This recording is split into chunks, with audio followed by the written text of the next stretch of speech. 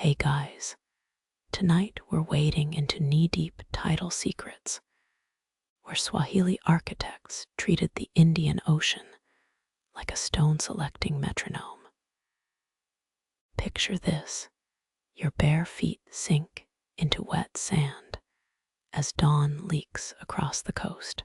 Pale coral glows under retreating waves, like the seas saying, "Here, take these." But hurry. You wouldn't last 5 minutes here, by the way. Modern hands grab power tools, these builders. They grabbed seaweed snacks and waited. Salt crusts their lips as they count breaths between waves, each ebb exposing jagged stone teeth.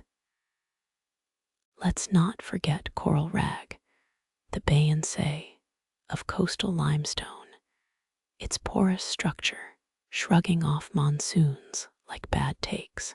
So before you get comfortable, take a moment to like the video and subscribe, but only if you genuinely enjoy what I do here. Drop your city and current time below. Tell me if your local tide's whispering secrets too. Now dim the lights. Maybe turn on a fan for that soft background hum.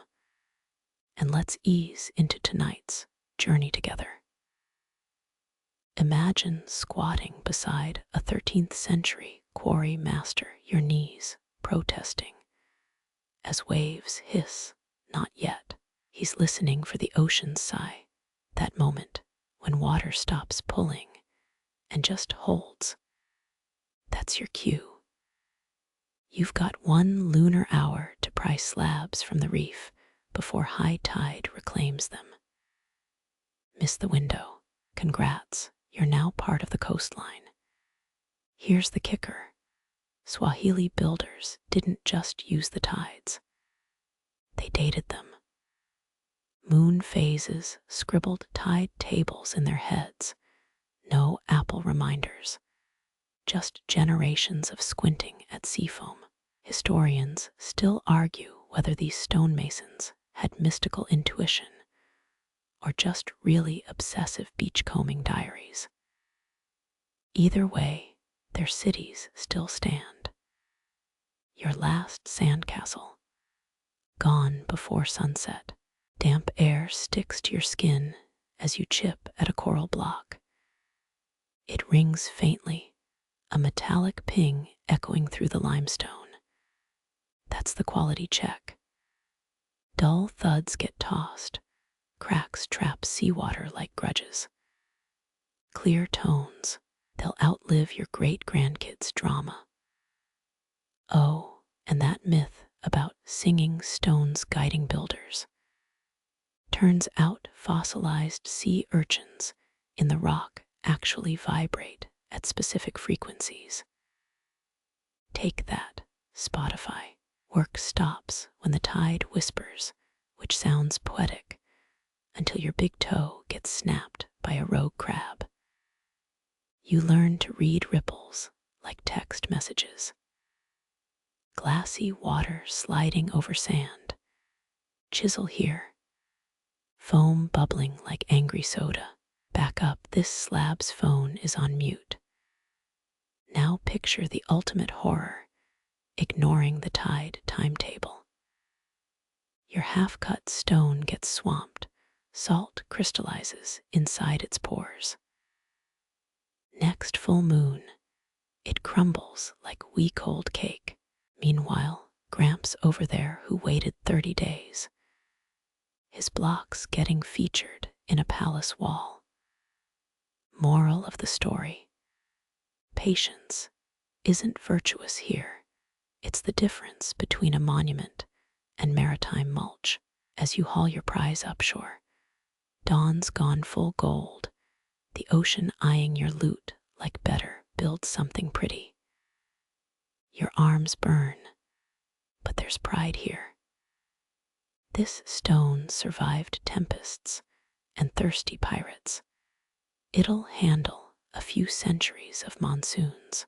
You brush off barnacles, already mapping which wall it'll anchor. One secret down, 9,000 tidal truths to go. You crouch at tide's edge, moonlight staining your hands blue. Waves yawn and retreat, exposing coral fingers glinting like wet teeth. Above you, that silver disk rules the sky, its gravitational whisper, pulling oceans into rhythmic bows. Builders called it Mwezi Mwanga, the clever moon, and here's why. Lunar phases didn't just move tides, they dictated quarry schedules with military precision. Wait, you know those 2019 UNESCO studies confirming Swahili moon-aligned ports. Archaeologists found navigation walls mirroring lunar arcs. But olden architects took it further. They'd only harvest coral rag during full moons. Why? Low tides hit extremes, then seafloor bearing its bones for hours. Picture teams sprinting across exposed reefs, chiseling furiously before waves returned. Miss your window. Enjoy soggy, salt-rotted stone that crumbled by monsoon season. Here's the kicker. They didn't just watch the moon. They fed it. Villagers spilled coconut milk into tide pools during waxing phases, fattening the moon for stronger pulls. Cracked pots found near Zanzibar's ruins still reek of fermented milk, or maybe that's just island humidity. Historians still argue whether these were rituals or coastal inside jokes. Either way, the tides obeyed. Ever tried dancing in wet sand under moonlight? Builders did, and not for fun. Lunar alignment dances left temporary footprints. Elders studied these impressions, how moonlight stretched or compressed shadows on the depressions. Deep prints during high spring tides meant harvest tomorrow. Shallow ones, keep weaving nets, buddy. But let's talk reef revelations. Full moons didn't just lower tides, they changed water's transparency. Coral rag with hairline cracks looked flawless by torchlight unless you had that pearlescent lunar glow. Builders spotted faults by how moonlight fractured across surfaces. A quality test no bonfire could match. They'd chant while scanning stones. Mwezi Wakubana, Mwezi Wakubana, moon of the embrace. Show us your secrets. One quirk, architects hated clouds, not for rain reasons. Lunar eclipse panic. Any shadow chewing the moon meant canceled work and mandatory mango wine nights. Ledgers from Kilwa Kisiwani list moon sickness as the top excuse for delayed construction. Blame it on cosmic alpacas. Their myths claimed eclipses were celestial livestock nibbling the moon. Of course, tides played tricks. A stubborn wave might linger past its predicted exit, trapping teams on shrinking sandbars. Cue the crabs. Workers followed soldier crab migrations, their sideways scuttles marking escape routes to higher ground. Smart, right? Until you're jogging behind crustaceans while carrying 40 pounds of coral. Final thought, next time you see a moonlit beach, notice the tide's tempo. Those Swahili architects, they didn't fight the ocean's rhythm, they waltzed with it. Even their chisels had lunar nicknames. Ever heard a hammer called Mwezi's little fingernail? Poetry in quarrying, my friend. Poetry in quarrying. You're Your chisel strikes coral rag. The ting vibrates up your arm like a plucked guitar string. That's no accident. Swahili builders treated stone like musical instruments. Each slab underwent a campfire audition. Strike it with basalt mallets. Listen for pitch-perfect resonance. Clear tones meant dense. Uncracked material, cracks hissed like deflating balloons. Archaeologists found reject piles near Kisiwani. Discarded stones still hum when rained on. Here's the party trick. They calibrated tone to lunar phases. Full moon quarried stones rang brighter. Cooler nighttime temps tightened the coral's pores. Test a noon harvested slab. Dubious flat notes. Sun-heated stone sang like a drowsy monk. Workers joked the moon was their choir director. Flawless A-sharps or off-key groans depended on her mood. Ever tap a wine glass to check its quality? Same principle, just swap Merlot for limestone. Builders even had tiered systems, shrill tones for load-bearing walls, deeper drones for decorative arches. Miss a note. Your arch collapses before the next monsoon, an architectural cringe preserved in rubble. Now the weird part, goat involvement. Oral histories claim builders brought nanny goats to quarries. Why? Their bleating supposedly scrambled flawed stones' vibrations, purging dishonest tones. No goat. Singers hummed at specific frequencies. Instead, lips buzzing like angry hornets. Some argue it's myth until you see 14th century goat bone flutes buried with masons' tools. Historians still argue whether these sound tests were practical or spiritual. The coral's song as both physics and prayer. Case in point. Certain reef zones stayed off limits. Locals claimed the stones screamed when struck. Geologists later found underwater methane vents there, gas pockets, making eerie whale-like moans. Coincidence? You decide. Picture this, you're smacking rocks at dawn, ears cocked like a bat's. Foremen memorized hundreds of tones, human tuning forks with calloused hands. Apprentices trained by striking hidden slabs, blindfolded, guessing if it's wall-worthy or fish pier junk, fail 3 times. You became the mortar mixer, career death by limestone dust. One quirk survived colonialism. Zanzibar's dhow builders still tap hull planks, listening for rotted wood. They'll deny the coral rag connection, but the mallet technique's identical. Old habits cling like barnacles. Here's a brain tickler. Recent studies show coral rags, acoustics deterred termites. Vibrations irritated their mandibles. A sonic pest control. Builders didn't know why, they just noticed musical stones stayed bug-free.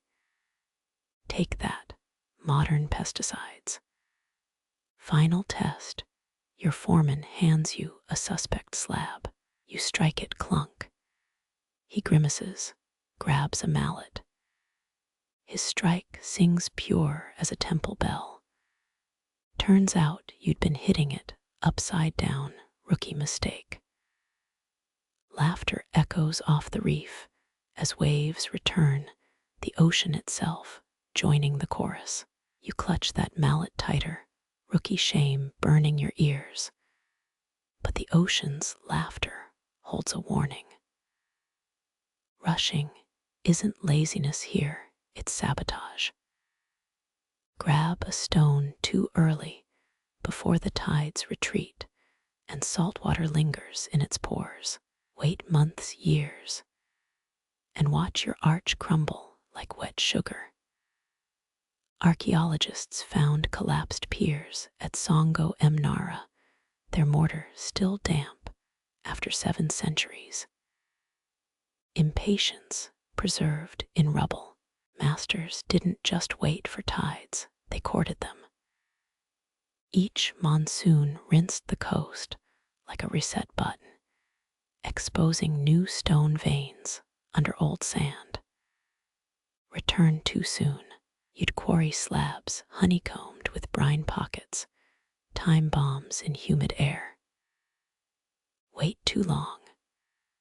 Starving hermit crabs would colonize the reef, their calcium trails gluing stones into immovable clusters. Yes, builders monitored crab squatting rights. Here's the grind. You'd mark a prime coral bed, then abandon it for a full wet season. Let waves tattoo it with salt. Let sun bake it into something stubborn. Only then, with the next low tide, you'd return like a suitor with perfect timing. UNESCO's baffled by Husuni Kubwa's intact walls until they notice the quarry dates matching 9-year tidal peaks. Workers weaponized boredom. While waiting, they plaited tide tracking ropes, knotting lunar cycles into hemp. Miss a knot, your calendar's off by weeks.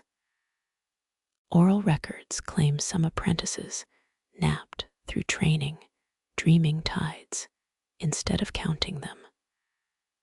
Woke up reciting wave intervals like love poems. Historians still argue whether these trances were spiritual discipline or undiagnosed sleep disorders. The quirky bit. They buried bait. Toss a fish head into your quarried reef.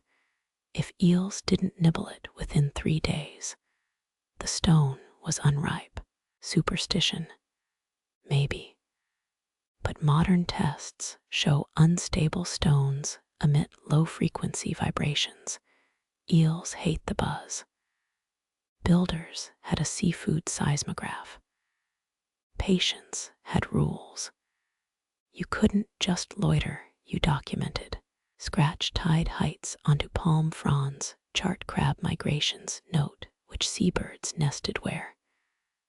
Lose your notes. Start over.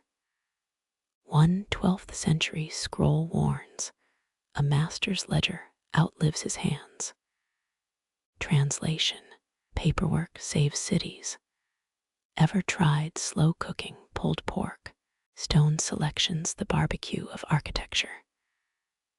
Low and slow, or ruin the meal.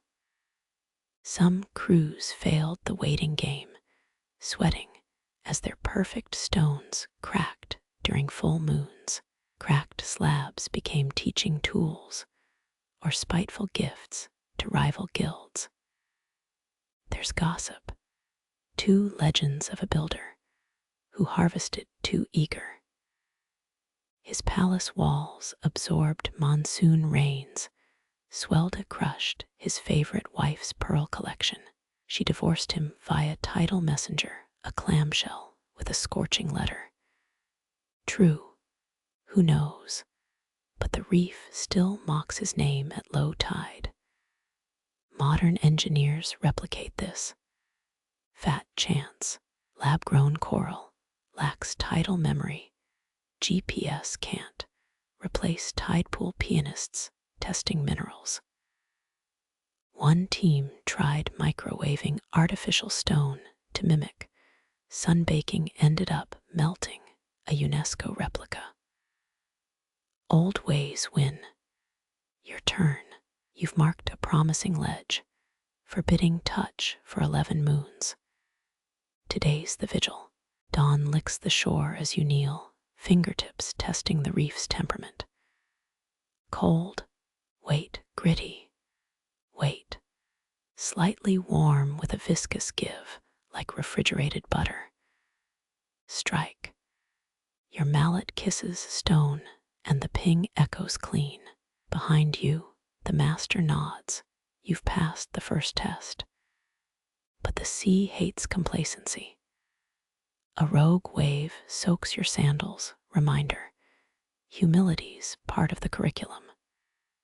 You retreat, wait, begin again. Some stones take lifetimes. Your apprentice mutters about shortcuts. You gift him a cracked slab and a hermit crab. Let him learn the hard way. You wade into tidal shallows at dawn, ankles kissed by retreating foam. The reef stretches before you like a sleeping giant, each stone, a scale waiting to be shed. This isn't just puddle jumping, it's nature's drafting table. Low tide transforms these pools into precision workshops, sunlight slicing through water to outline stone edges. Notice the seaweed fingers clinging to certain rocks. They're not just decor. Builders called them green scribes. Their growth patterns mapped fracture lines in the coral. Snap a blade of seagrass if it oozes salty sap. The stones still curring. Modern studies confirm it. Algae secretions increase in porous rock. Your sandal scuffs a slab. It rings faintly, like a wineglass tapped too soft. Kneel. Let the pool's mirror show you what dry eyes miss. Subtle ridges glow underwater. Razor-thin cracks only waves can reveal. Experts found matching grooves at Kisiwani's mosque. Limestone blocks cut with tidal precision. But here's the kicker. Those builders didn't carve the stones. They let the ocean do the scoring, then popped them free like Lego bricks. A hermit crab salvages an abandoned shell beside your knee. Watch closely. It rejects 2 homes before settling. Another lesson. You probe a stone's underside, fingernail catching on a jagged lip. Bad sign. Waves should warn that smooth. Toss it back. Let the sea finish its sandpaper work. Some slabs needed 40 tides to become ripe. Impatient, you'll slice your hauling ropes, hauling jagged cargo. Ever seen a tide pool at high noon? Sun cooks the shallows into mineral soup, stinging your shins. That's deliberate. Heat expands the coral slightly, exposing weak points. Architects timed extractions for solar zenith when shadows vanished and flaws glared. Try it yourself. Squint at that mottled block. See the hairline fissure glowing like a neon vein. That's a future avalanche in your archway. The quirky bit. They used octopus ink as markup. Crush a cephalopod's sack paint X's on questionable stones. Next tide washes it away, but not before the brine reacts. Purple streaks meant stable. Fading blobs signaled leave it. Scientists still can't replicate the formula. Something about lunar phase and squid diet. Work smart, not hard. Drag a worthy stone into the pool's center. Let the water lift it for inspection. Rotate slowly, sunlight revealing every pockmark. The best slabs pass what you'd call the baby test, smooth enough to cradle a newborn. Find a burr. Back to the surf. Saltwater's free labor, your calloused hands aren't. Debris matters. Notice the shell fragments clustering around that oval rock. They're not litter, they're nature's packing peanuts. Waves deposit them as cushioning, preventing nicks during extraction. Scoop a handful if the shards are mostly clamshells, the stone's ready. Oyster bits, too brittle. Archaeologists found these shell piles near Zanzibar quarries, proof of meticulous staging. Another rule: never block a tide pool's exit channels. Sand trickles through gullies, polishing stones like a rock tumbler. Dam them with your foot, and you'll wake to a swamp of half-processed rubble. One 14th century crew ignored this. Their blocked pool bred toxic algae. The stench made them abandon 3 perfect slabs. Lunch break. Unwrap coconut rice steamed in kelp, the original Tupperware. As you chew, study the receding horizon. Tide pools drain clockwise here, a quirk of the bay's curvature. Missed that detail yesterday. Your alignment's already off. Historians still argue whether these pools were drafting boards or assembly lines. The chisel marks suggest both. Your apprentice lobs a pebble at a seagull. Bad move. The master slaps his neck with a wet seaweed strand. Respect the cleaners. Birds pick critters from freshly harvested stones, nature's QA team. A gull's beak finds wormholes humans miss. Bonus, their droppings bleach the coral an ugly but effective sealant. Sunset complicates things. Shadows stretch tidal pools into funhouse mirrors, distorting edges. Pros quit by midday amateurs, push their luck. You spot a novice across the reef, his mallet raised over a death trap stone. Want to shout a warning? Too late. The crack echoes like a gunshot. His master wordlessly throws a funeral shell into the waves, another rock for the sea's graveyard. Pack up. The best stones get priority wrapped in banana leaves and dragged above the tide line. Map their positions with charred sticks on dried kelp. Lose a leaf wrapper. The code's toast. One ship captain mistook these bundles for garbage tossed a fortune into the surf. His crew made him walk home. Final test, the lick. Press your tongue to a harvested stone. Sounds gross, but salt patterns don't lie. Sweet undertones mean trapped algae rejected. Metallic zing. High iron content ideal for load-bearing walls. Your tongue goes numb, a good sign. The master chuckles, tosses you a mango slice. For the taste buds you'll lose. It's not all grit. Some pools host singing stones, slabs that hum when waves exit their pores. Builders reserved these for temples, their vibrations mimicking priestess chants. Find one. You'll get bonus shellfish rations and a night off. Your mallet taps a dud. It croaks like a depressed frog. Better luck tomorrow. As moonlight reclaims the reef, you rinse tools in a departing wave. Steel corrodes fast here. Smart builders used whalebone scrapers. Your blade's a rusted relic, but it'll survive the walk home. The sea gurgles behind you, a coy reminder. Every stone you took, the ocean will steal back someday. You wind along the coast at dawn, twine nets, snaking through your hands like braided serpents.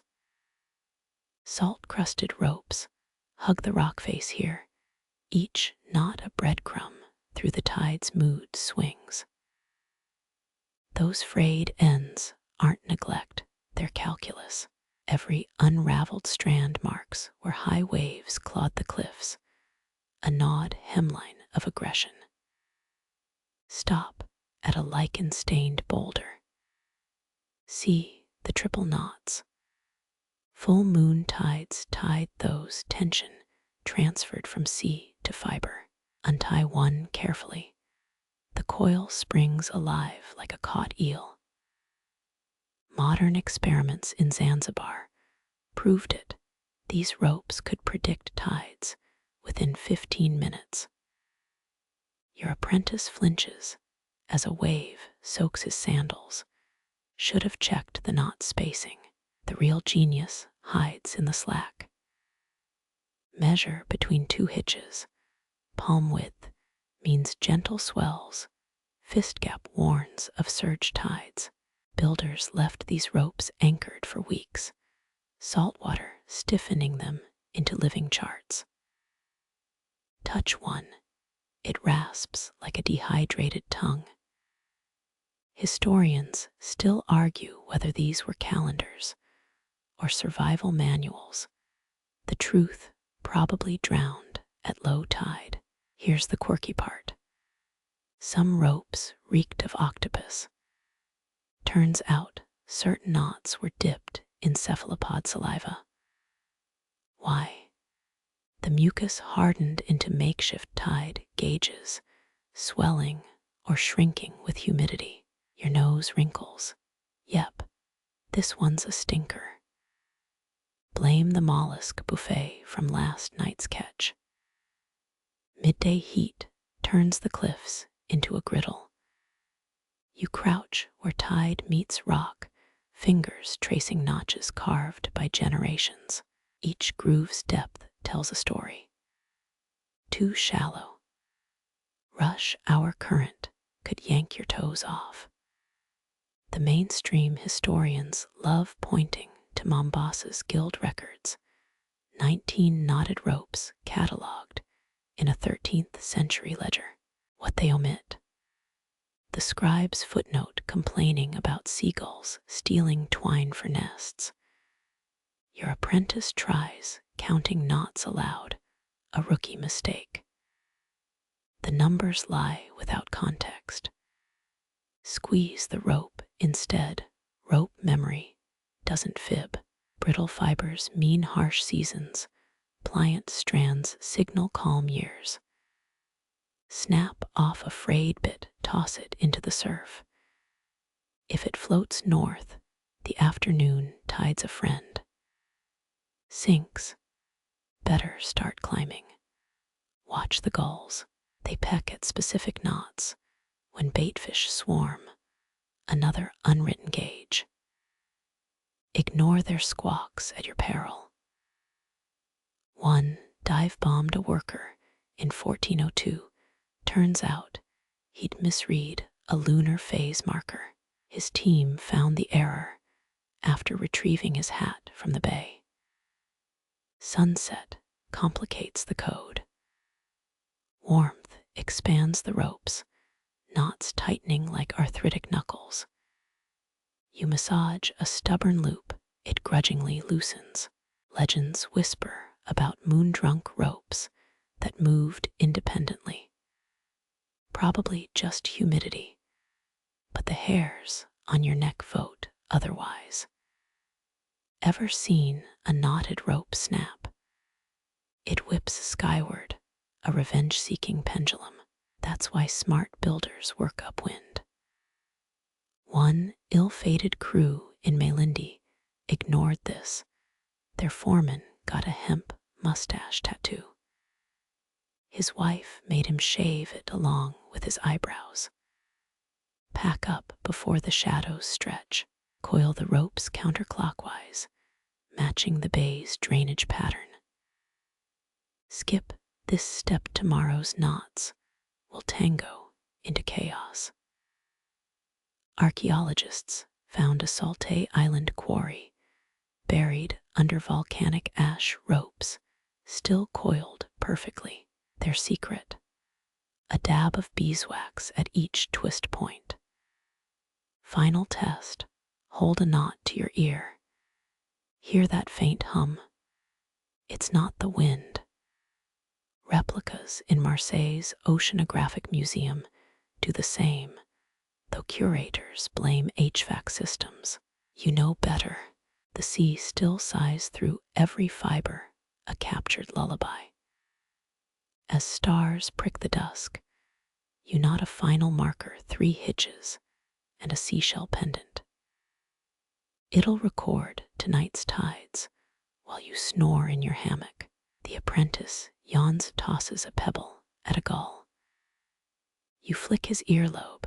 Some lessons require repetition. The ropes sway now, guardians of the coast's secrets. Tomorrow, they'll wear new abrasions, fresh data in a language only waves can decrypt. You pocket a frayed strand, its split ends whispering what the tide left unsaid.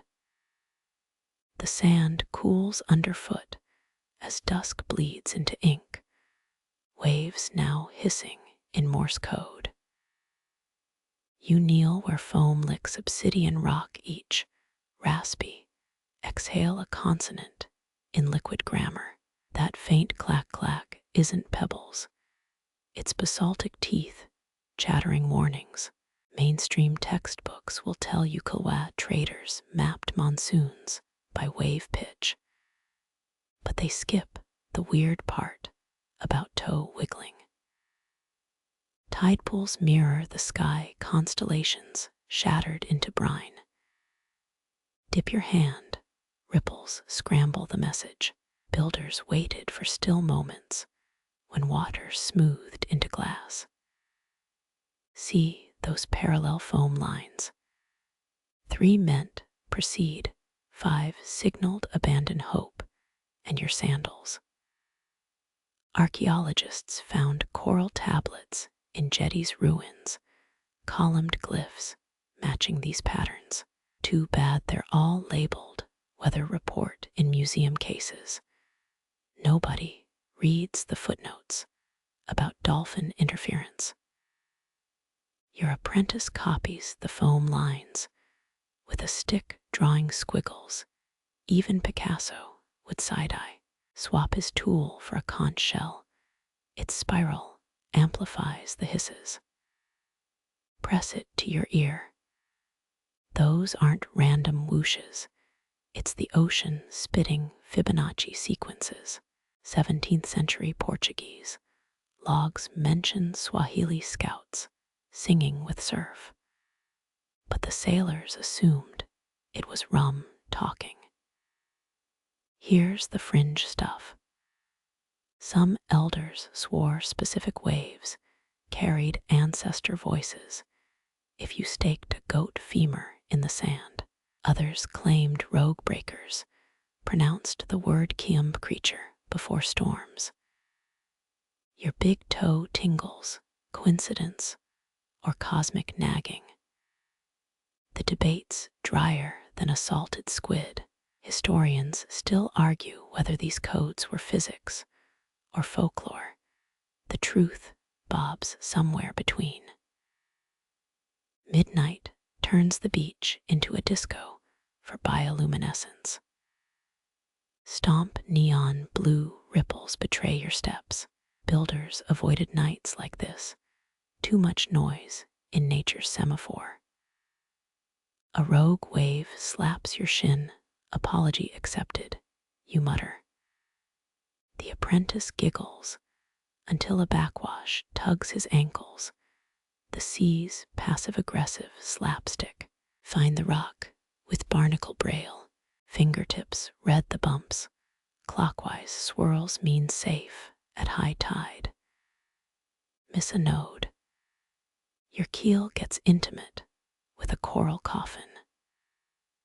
Zanzibar's Museum of the Ocean has a wave dictionary from 1542, 90% nonsense doodles. The curator admits page 47 is just a drunk scribe's crab drawing. Dawn cracks the horizon time for the daily Rosetta Stone routine. Face east, the first wave's crash vowel determines the workday. A prolonged shhhhh means gather limestone. A staccato crack says nap until noon. Your stomach votes for the latter. Catch the apprentice mimicking seagull squawks, a valid dialect. Honestly, ever tried translating tide talk sober? It's like decoding a drunk moth's love letters. Builders chewed caught leaves to heighten focus. Side effects included naming rocks after ex-lovers. That boulder called Emwenatia. Yeah, she broke a mason's heart and his pinky toe. Retreat before the tide bullies your perch. Sandpipers sprint past avian tea leaves of the intertidal zone. Their zigzags spell lunchtime in coastal semaphore. You toss a cockle shell, it skips 3 times before sinking. 3 skips equal 3 hours of safe digging unless the ocean's feeling sarcastic. Wade into the shallows, knees humming with each breaker's bass note. Submerged rocks thrum distinct frequencies, A-flat for sandstone, B minor for granite. Your teeth ache near the fault lines drone. Modern acousticians confirmed this in 2017 using hydrophones, but credit the grad student who invented waterproof sheet music. Sunlight bleaches the codes to static. Pack your seaweed satchel, it'll smell like regret by noon. The apprentice pockets a screechy pebble, his new wave whistle. Let him learn the hard way. That thing summoned a seagull swarm in 1491, a festival cookout, legend says. As the tide retreats, it etches a final missive in the sand, loops and arrows only crabs comprehend. You transcribe it with a stick anyway. Later, monks will call this proto-writing or severe caffeine withdrawal. For now, it's just the sea's gossip column, who kissed whom in the kelp forest. Salt crusts your lips as wind riffles the water's parchment. Somewhere offshore, a rogue wave belts out a limerick. You pretend not to hear the punchline. You scrape away emerald algae. The rock beneath writhes with purple spines. Sea urchins blanket the surface, living pincushions staking claim. Their presence isn't random. These spiky squatters only colonize coral rag with low porosity. Builders called them stone auditors, prickly bureaucrats approving structural integrity. Mainstream journals confirm it. Urchin-dense reefs supplied 80% of Jetty's mosque pillars. They're still standing 8 centuries later despite your apprentice trying to juggle 3 urchins right now. A starfish slithers over your toes, its tube feet tasting your sweat. 5 arms flex like a mechanic testing shocks. Drop it onto a pitted boulder, it recoils and flees. That's the review system. 1 star means unfit for duty. Elders claimed certain species hummed during inspections, though you're pretty sure that's the rumored sea wasp hallucination diet. Wade toward a submerged cliffside, its face speckled with urchin constellations. Each cluster marks a fracture line to avoid.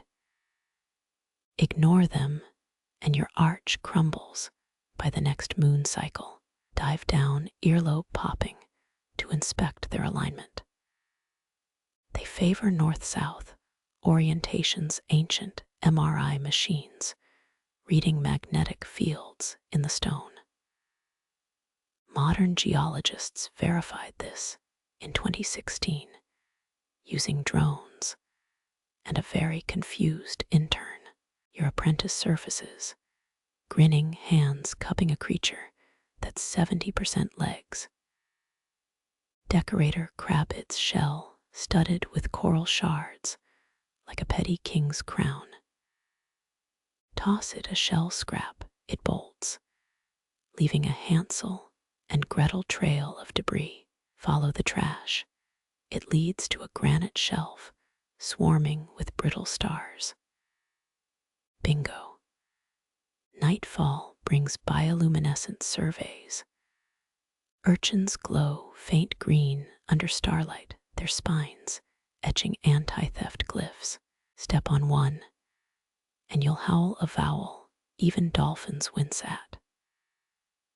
The Codex Casparson, that dodgy 19th century manuscript, insists builders tattooed urchin patterns onto their ribs for protection. Most scholars call it occult fanfic until you meet the guy in Mombasa with the spines tattoo. Dawn reveals tide pools choked with ochre sea stars, their arms interlocked like a cultish huddle. Prod them with a stick. They scatter toward a submerged plinth. It's smoother than a diplomat's. Handshake the ideal keystone. Historians still argue whether builders manipulated critters with fish-gut bribes or just exploited their OCD. Either way, your apprentice is now feeding shrimp to a bemused urchin. A moray eel darts from its crevice. Urchin spines jut from its jaws like bad toothpicks. Lesson learned. Your heel brushes a graveyard. Discarded spines fossilized into the seabed. Each tiny spear points inland arrows guiding quarrymen to premium sites. Portuguese invaders misinterpreted these as treasure maps, dug up half a mangrove forest before admitting defeat. You pocket a spiral shell, its inhabitant evicted by a vengeful hermit crab. Hold it to the sunlight, microscopic barnacle script spirals inside. Maybe shipping manifests, grocery lists, the world's saltiest haiku. Builders steamed these with kelp to read the vapors. A practice now replicated by hipster tea shops in Malindi. The apprentice trips over a sleep blobfish, its face the color of buyer's remorse.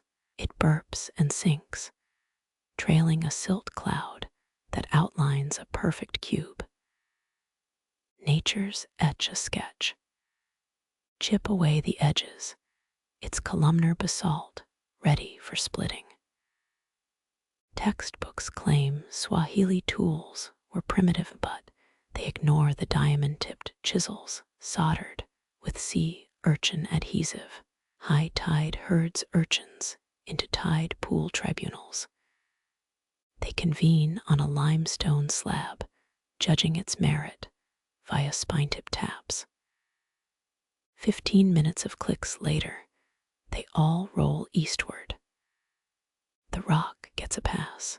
You tag it with ochre paint, tomorrow's quarry prize. 19th century missionaries mistook these gatherings for pagan jury.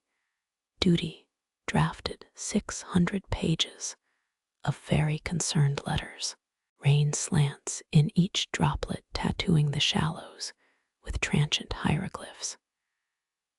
Urchins seal themselves with shell fragments, improvised umbrellas. Your apprentice tries, licking one free life advice. Don't. Builders harvested these storm-roofed stones first Their added layers prevented saltwater infiltration. Modern concrete engineers steal this trick with polymer coatings, but refuse to credit the echinoderms. Sunset stains the water burgundy.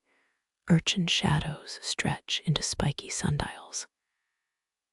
Their positions signal optimal hauling times. Miss the window, and your raft becomes a coral buffet. The infamous leopard urchin uprising of 1322 saw an entire dhow fleet sunk by, well, let's say motivated echinoderms. Zanzibar's archives blame adverse currents. Everyone knows it was revenge for overharvesting. You ration the last gulps of coconut milk, warm and faintly metallic. The apprentice sketches urchins in the wet sand, adding cartoon speech bubbles. I vote for siesta, declares Spiny Mike. Slide into the shade. A spotted ray glides past, its wings smudging the artwork. Somewhere downcoast, waves dismantle a misguided cairn, the sea recycling poor judgments into tomorrow's gravel. Moon jellyfish descend, translucent ghosts auditing your work. Their trailing tentacles tally each marked stone. Sting count 0, progress. Peel a barnacle from your knuckle. It leaves a hieroglyph-shaped scar. Add it to the collection. Builders wore these as badges of honor, or maybe they just hated gloves. Dawn's first ripple licks your ankles, the signal to withdraw.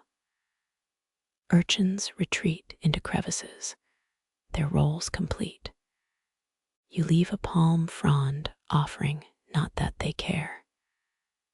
As the apprentice mimics their scuttle step walk, a seagull swoops to steal the frond. It'll nest in a fortress of coral scraps, architecture's cruelest joke. Salt crystallizes on your arms like a second skin. The horizon blurs, waves, and sky merging into a seamless ledger. Somewhere beyond the reef, urchins spin new invoices, itemized lists for the next unsuspecting mason. Rain flees sideways, the monsoon's first breath slapping coconut husks against your shins. What was coastline yesterday is now a churning broth of mud and regrets. Those tidy stone veins you memorized, swallowed whole. Builders called monsoons the great erasers. Wipe away hubris, start fresh. Mainstream records agree. The 1450 rains collapsed Kisiwani's harbor walls, forcing architects to redesign using floating coral pontoons. You're ankle deep in the same lesson. Dawn reveals a coastline that's all wrong, rivers gnawing new channels, boulders stacked like drunk chess pieces. Your apprentice pokes a stranded pufferfish. It inflates into a spiky tennis ball. Map that, you mutter. Between downpours, villagers drag splintered dhows uphill, entire relocations dictated by the sea's latest tantrum. 19th century paleontologists found monsoon schedules scratched onto turtle shells here. Still debate whether they're calendars or someone's lost grocery list. Slog inland, the rain carves gullies that glow plankton blue at night. Your sandal snaps in a sinkhole, revealing fossilized palm fronds from last century storms. Builders buried these like time capsules, their frayed edges indicated optimal stone layers. You're basically looting Grandma's geological pantry. The apprentice trips over a half-submerged pillar, its carvings blurred by centuries of silt. Wipe it clean. A laughing face with waves for hair. Storm deity. Vandalism. That's the problem with monsoons. They turn archaeological sites into surrealist art exhibits. Local legends claim downpours, unearthed thunderstones, rocks that hum when lightning nears. You pocket a suspect pebble, immediately regret it when your teeth start vibrating. 3 days later, a break in the clouds. The sea has rewritten the shore, fresh coves bristle with untouched coral rag. It's greener than usual, streaked with iron oxide like nature's caution tape. Dive down, your fingers brush a fresh fault line. Perfect cleavage points. Historians still argue whether builders intentionally triggered landslides post-monsoon or just danced with chaos. Either way, you're borrowing their crowbars. Tide pools now perch absurdly high, miniature aquariums stranded on cliff faces. Hermit crabs ditch their shells, becoming naked squatters in cracked urchin tests. You half expect one to demand rent. Elders taught that monsoon winds could steam clean stones. 7 days of rain stripped salt from porous rock. Your apprentice tries microwaving a wet slab to test the theory. It sparks like a vengeful firefly. Nightfall brings a macabre bonus. The storms exhale long-buried artifacts. A barnacle-crusted bell, a severed anchor chain, a terracotta shard depicting a stilt house village. Builders studied these fragments like tragic cliffs notes, learning which foundations to avoid. The Codex Casparson devotes 12 pages to monsoon-dug artifacts and 43 to complaining about damp socks. By week's end, you're charting a basalt ridge that definitely wasn't here last month. Its surface puckers with concretions, geological raspberries, blowing a saltwater rasp at modern geology. Chip 1 open, fossilized mangrove roots spiral inside, their cellulose turned to quartz. Textbook Swahili columns used similar patterns, structural integrity, through emulated chaos. The apprentice finds a stone weighed down by elephant bones, an ancient do not steal sign. Too late, you haul it shoreward, trying not to imagine the curse's Yelp review. Builders believed monsoons reset spiritual ledgers, all debts forgiven, all curses diluted to homeopathic levels. Tell that to the seagull that's followed you for days, screaming what sounds like ancient profanity. Rain returns harder now, needling your scalp like an overzealous masseuse. The coast dissolves into a Rorschach blot. Was that a reef, a shipwreck, a mirage of your dry bed back home? Builders navigated these tantrums by following rain shadows, patches of calmer air near certain rock formations. Modern meteorologists confirm the phenomenon, but refuse to endorse the hold a seashell and spin twice method. Dawn cracks open the sky you're knee-deep in a newborn estuary. Catfish dart between your toes, mistaking you for a ruined pier. The apprentice constructs a sad-looking cairn. It collapses before breakfast. Swahili stonemasons faced this daily. Hence, the profanity-laced sea shanties archaeologists keep mistranslating as devotional hymns. By noon, the sun bakes the mud into a cracked mosaic. Each fissure sketches routes to iron-rich stone deposits. Follow the deepest crack. It leads to a slab wearing a crown of bleached coral. Score it with your chisel. The sound echoes like a temple gong. Builders used this resonance to locate hollow chambers beneath preemptive divorce from unstable bedrock. A dhow arrives, crewed by fishermen moonlighting as stone smugglers. They trade monsoon tailies. How last week's storm unearthed a shipwreck full of Ming Dynasty teacups. You swap 3 volcanic stones for a story about 1692, when rains exposed an underwater cave full of preserved manta ray leather.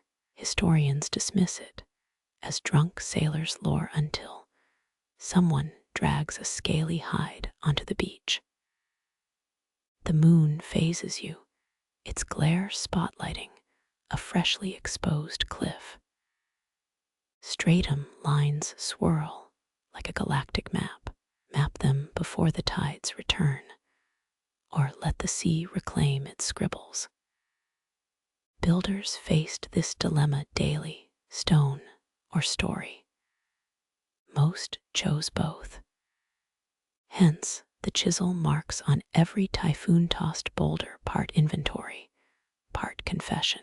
Your hand brushes a rock pool warmed by underwater vents.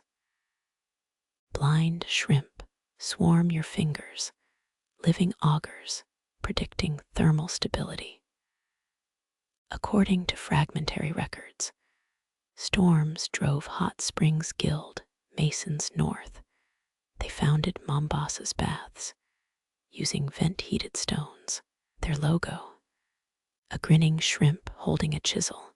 As dusk curdles the horizon, you spot the ultimate prize, a basalt pillar jutting from a sandbank.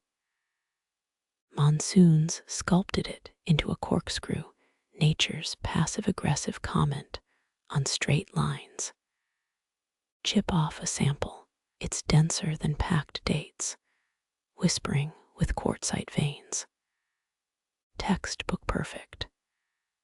The apprentice sketches it while humming a rain-making chant badly off-key.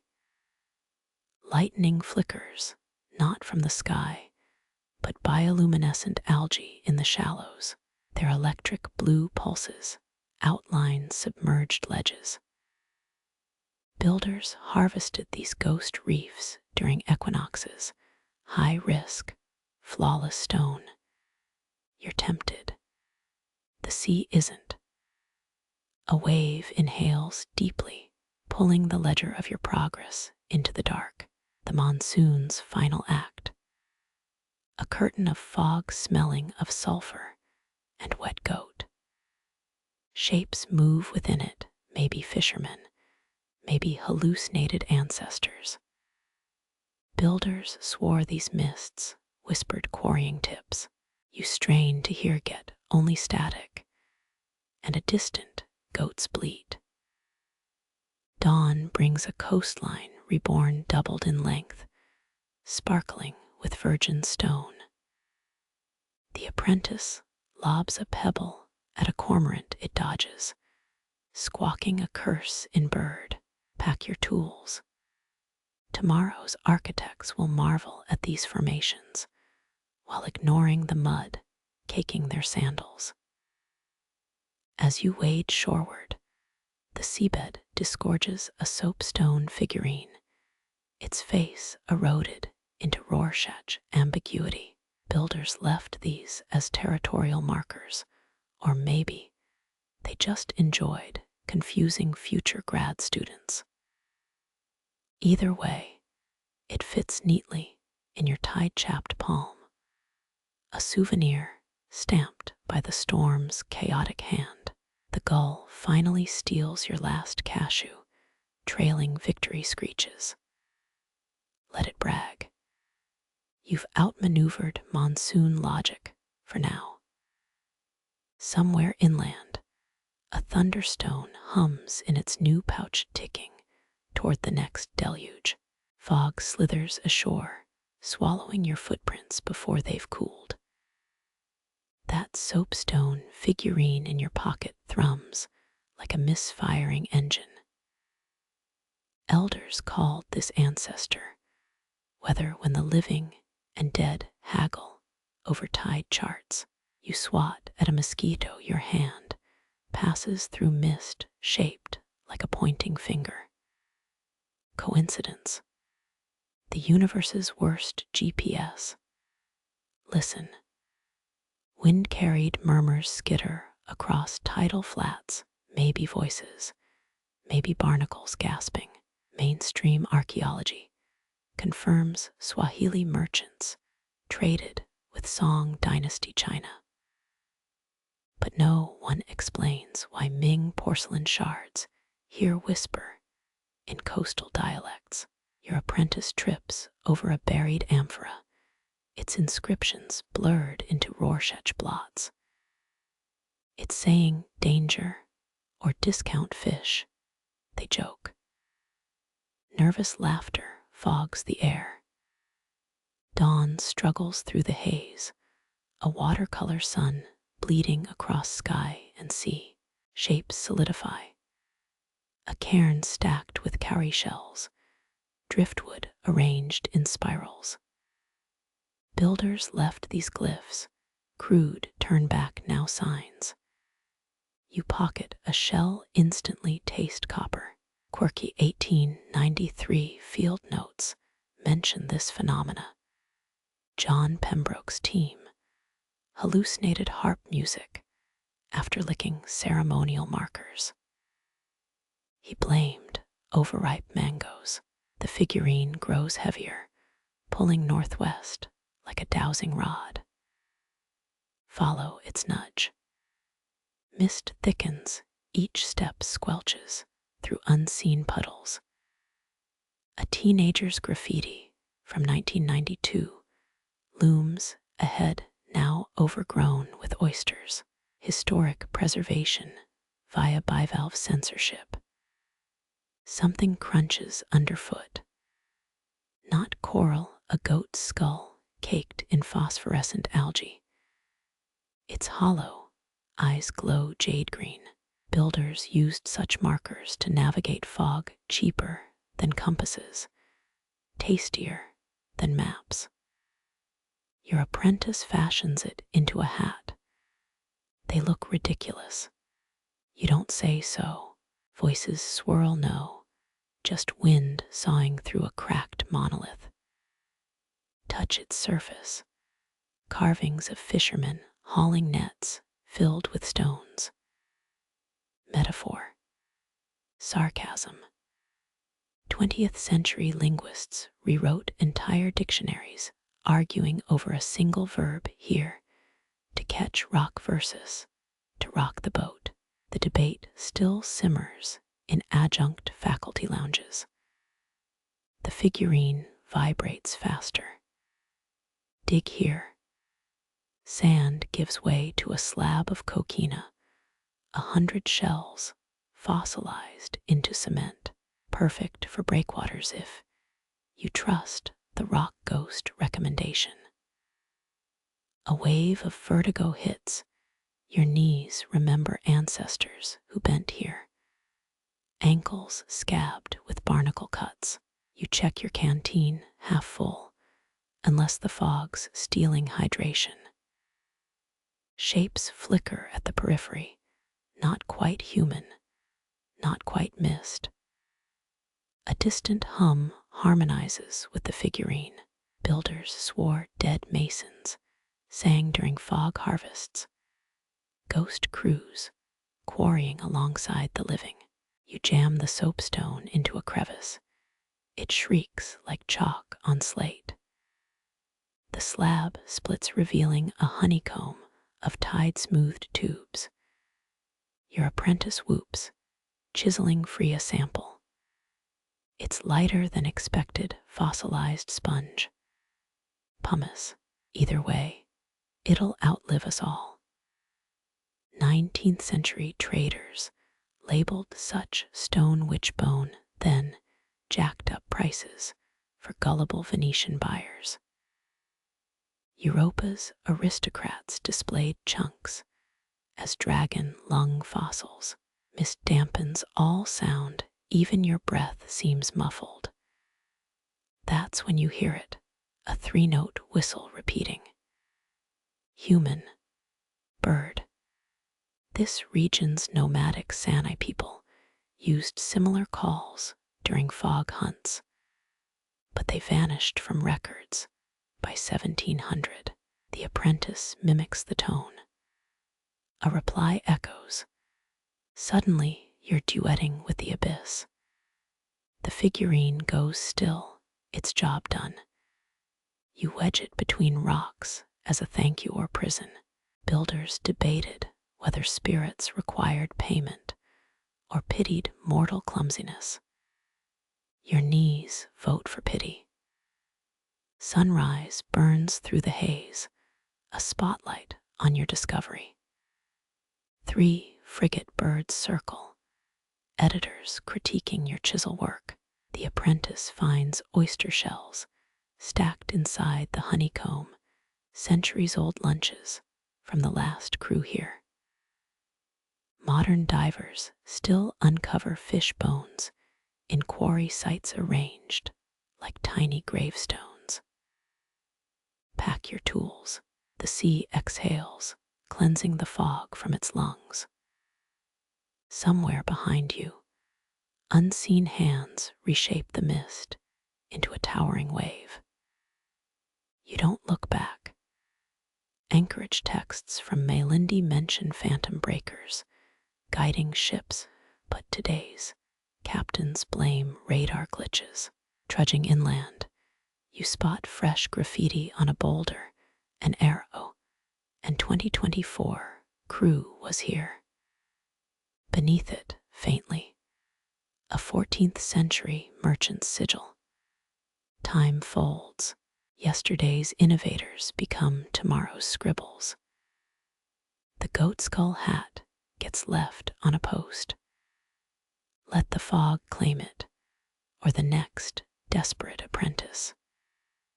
Your pocket feels lighter until you find a replacement figurine rolled in kelp. The ancestors laugh in infinite recursion.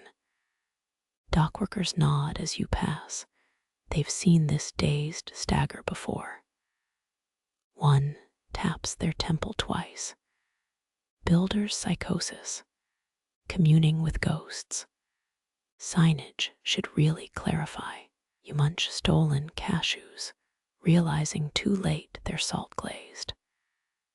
The sea always gets the last joke. In your rented shack, sketch the honeycomb patterns.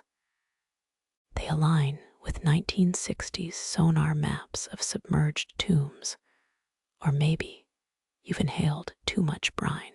Historians still argue whether fog hallucinations guided genuine innovation or just drunk monologues. Your money's on drunk monologues. Sleep comes hard, every creaking floorboard a tide. The figurine on your windowsill glints under moonlight. At 3 a.m., it hums again. You punch the pillow. Negotiations with the dead can wait till coffee. Rain hammers your tin roof, a monsoon auditioning for drum legend. That saltwater figurine vibrates on the sill, like a Nokia 3310 receiving tributes. You've read the 14th century Chronicles. Swahili builders dunked stones for 30 monsoons to cure them, pressure cooked by the ocean's weight, hardened beyond ordinary coral. Tonight's Tempest offers a free lab. You haul the honeycomb rock sample outside, dumping it into a tidal pool. Waves rage like spurned opera singers. Modern engineers confirm submerged stone gains density, carbonate ions fusing gaps. But ancestors insisted full moon soaks added mystic starch. Your sodden notebook bleeds ink 1887, monsoon data, now Rorschach blots. A fish dashes under your foot, its scales iridescent as oil spills. Dawn arrives waterlogged. The stone's honeycomb veins pulse with trapped brine, geologic IV drip. Builders called this sea baptism, a cheapest first attitude toward divine intervention. You chip an edge, the fracture line gleams like obsidian. Forged in salt and impatience, your apprentice arrives with conger wrap snacks. Tamarind stings your tongue. They found a half-submerged quarry pit behind Kilwa's collapsed fort. Peer inside, centuries of barnacles crust the walls. Mainstream records say Portuguese invaders tried copying these pits. Their stones crumbled within decades. Moisture plus colonizer hubris, a doomed combo. Sludge clings to your boots as you descend. The pit's floor bristles with coral chunks, patiently drowning since the Ming dynasty. Historians still argue whether Swahili masons timed submersion to specific lunar phases or just yeeted rocks during slow workdays. A crab side-eyes you from its air pocket, judging your Wi-Fi generation attention span. Something glints in the muck. Fishhook. No, a Roman coin. Quirky tidbit. 1953, divers found 2 denarii in this very inlet. Debated for years tribute. Lost loot. Affluent tourists oopsie. You pocket it. The crab clacks its claws, rent due. Nightfall brings low tides unveiling.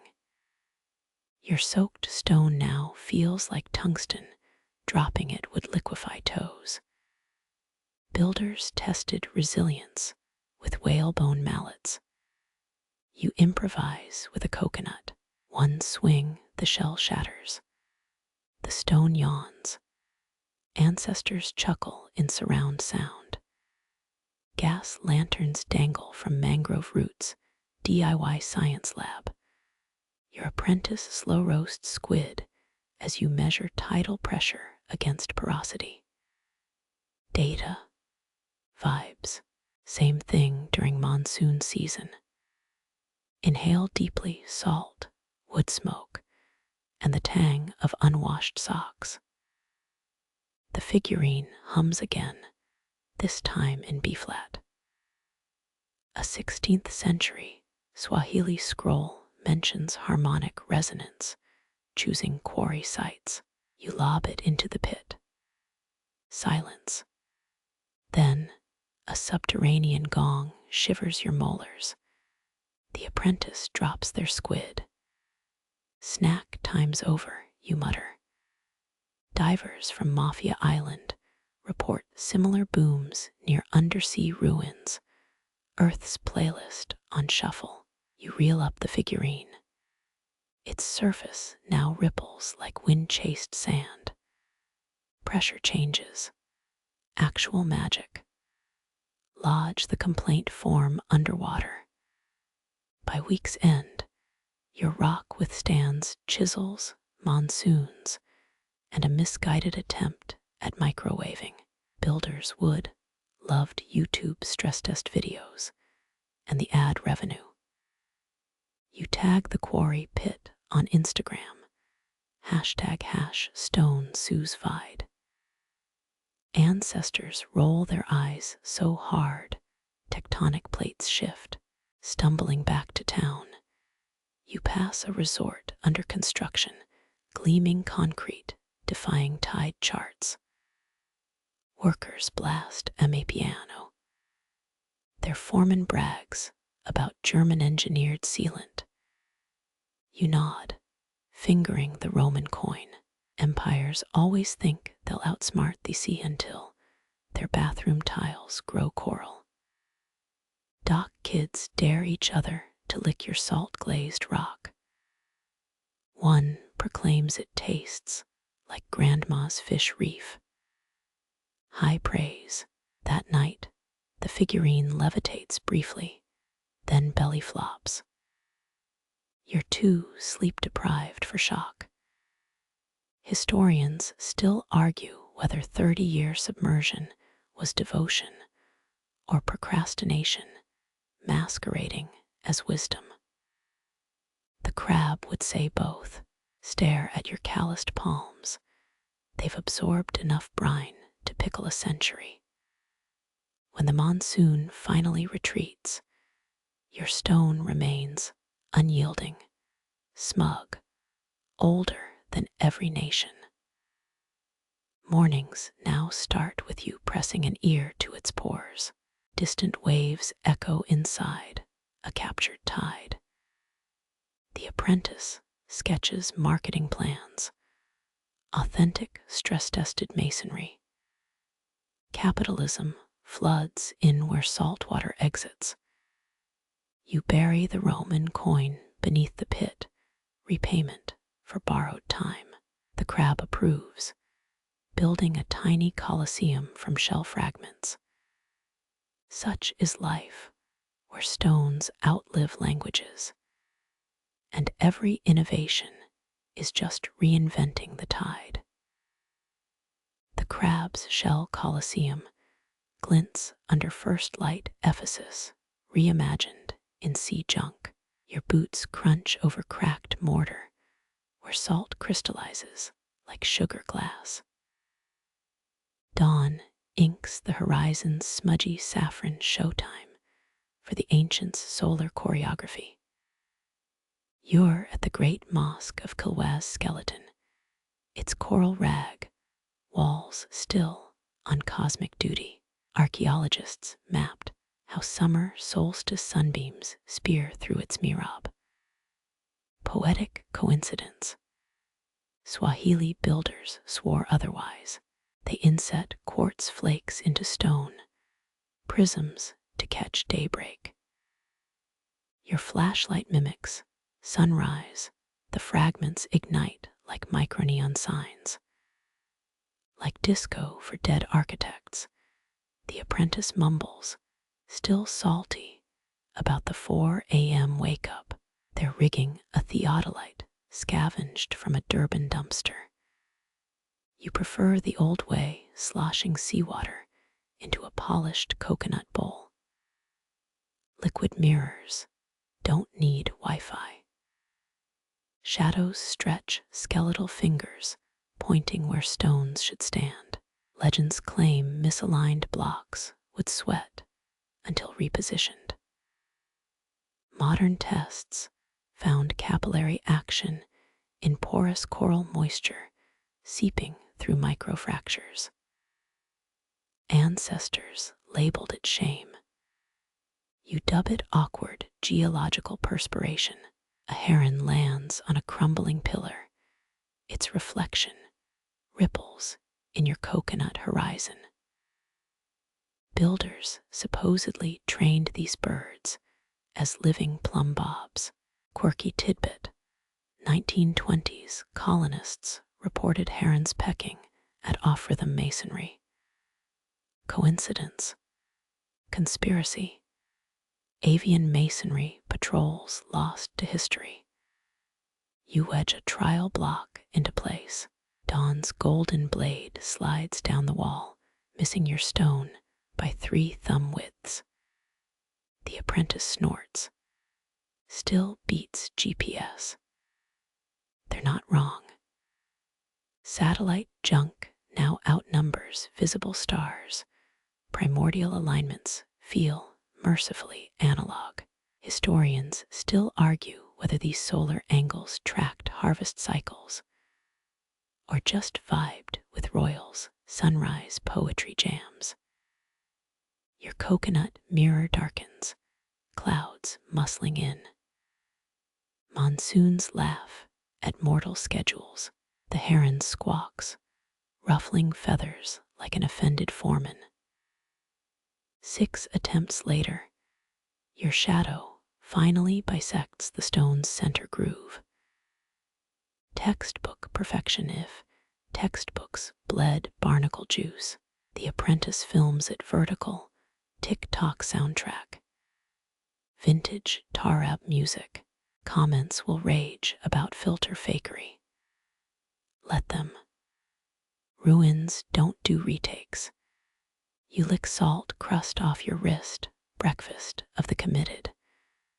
Those quartz prisms wink despite the cloud smear. Light bends through 6 centuries like it's late for tea. Mid-morning brings package tourists. Their guide claims builders used magnetic sand to align stones. You resist correcting him, his tip jars overflowing. Besides, he's half right. Lodestones from Pangani Beach did polish final surfaces, a geologic cheat code for gleam.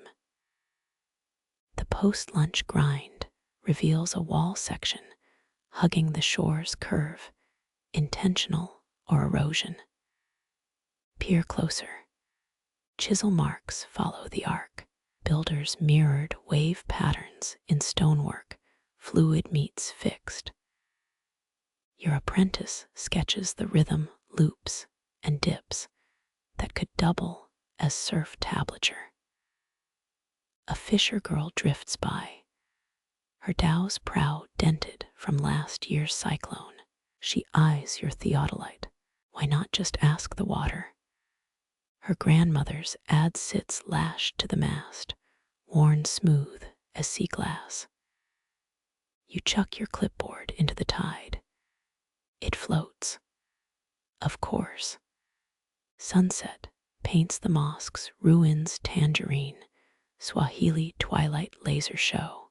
You sprawl in the sand, heels digging into chillier strata. Basalt pebbles roll against your neck, Earth's slow motion popcorn. The apprentice reenacts Pilates over a misaligned stone. Wellness takes weird forms here. Laughter echoes from a resort upshore. Jet ski engines garble the call to prayer.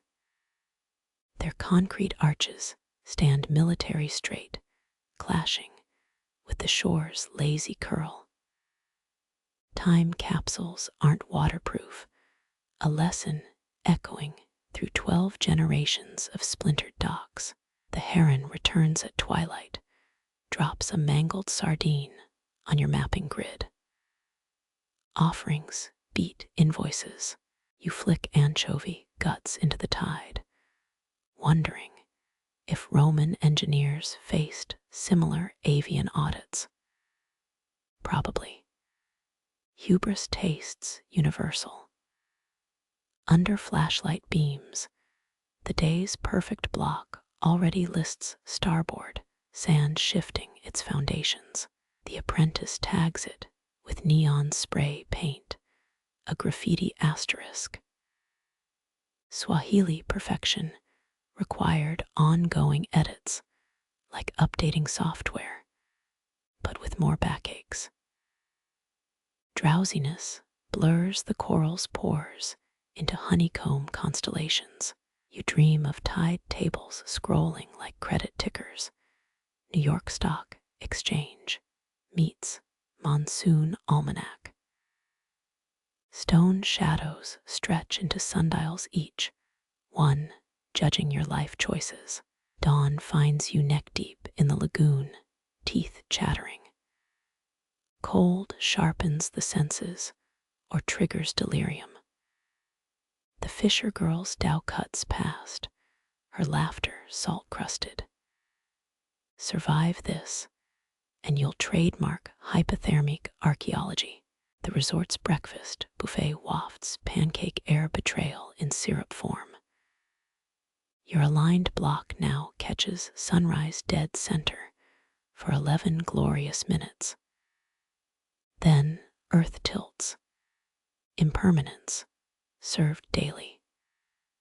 The crab arrives, dragging a seaweed cape.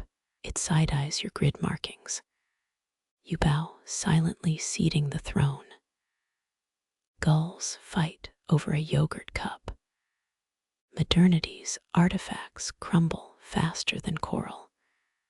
Your phone dies mid-photo, saltwater in the charging port. Ancestors cackle, quartz prisms flaring like camera flashes. By noon, you're parsing 14th century lunar logs against tide charts. Numbers blur. The apprentice staples coral shards to a mood board. Pinterest of the damned. Clouds bruise the sky, monsoon encore. You anchor your notes under whalebone fragments. Rain pelts the quartz prisms, scattering light like shattered chandeliers. Time to go.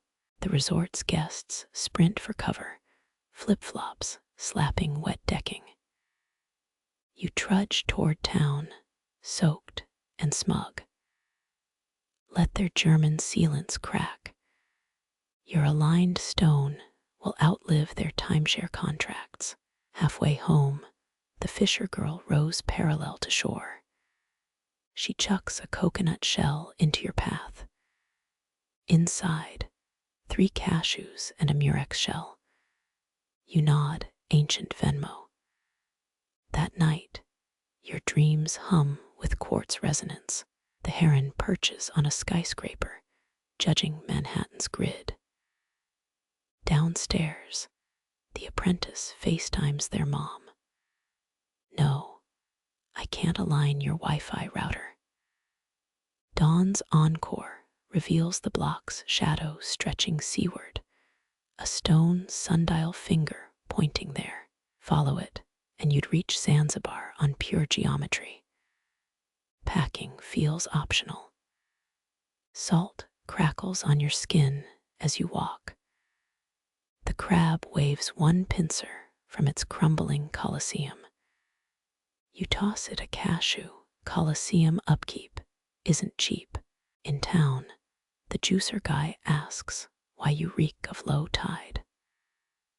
Occupational perfume, you say.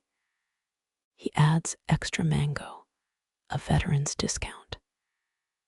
Historians still argue whether these alignments eased trade navigation or just fed royal egos. Your feet know the truth. Every path is a tide waiting to turn. You're ankle deep in tide pool muck when the apprentice lobs a fossilized ribcage at your shins, whalebone bleached by centuries of salt and secrets.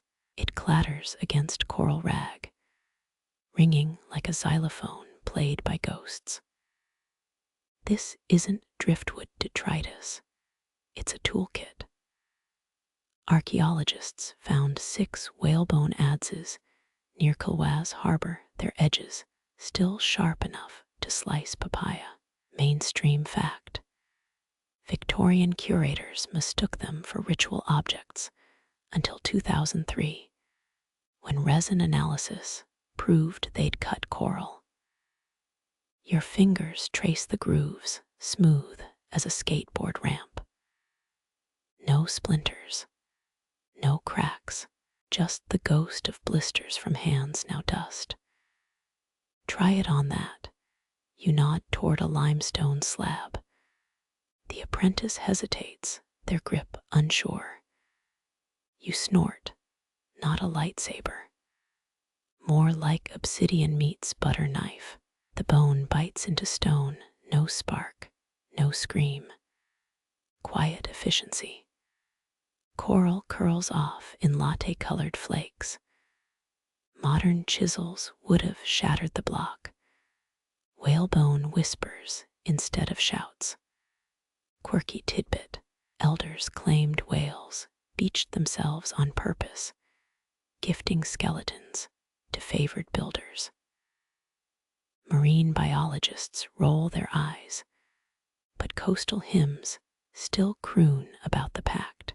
You half expect a humpback to breach on cue settle for a seagull's raspberry squawk.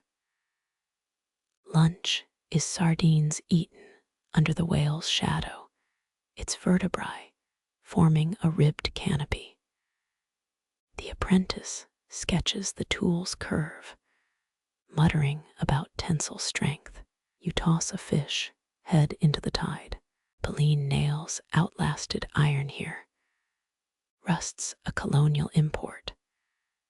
Mid-afternoon brings a puzzle. A stone block veined with seashells.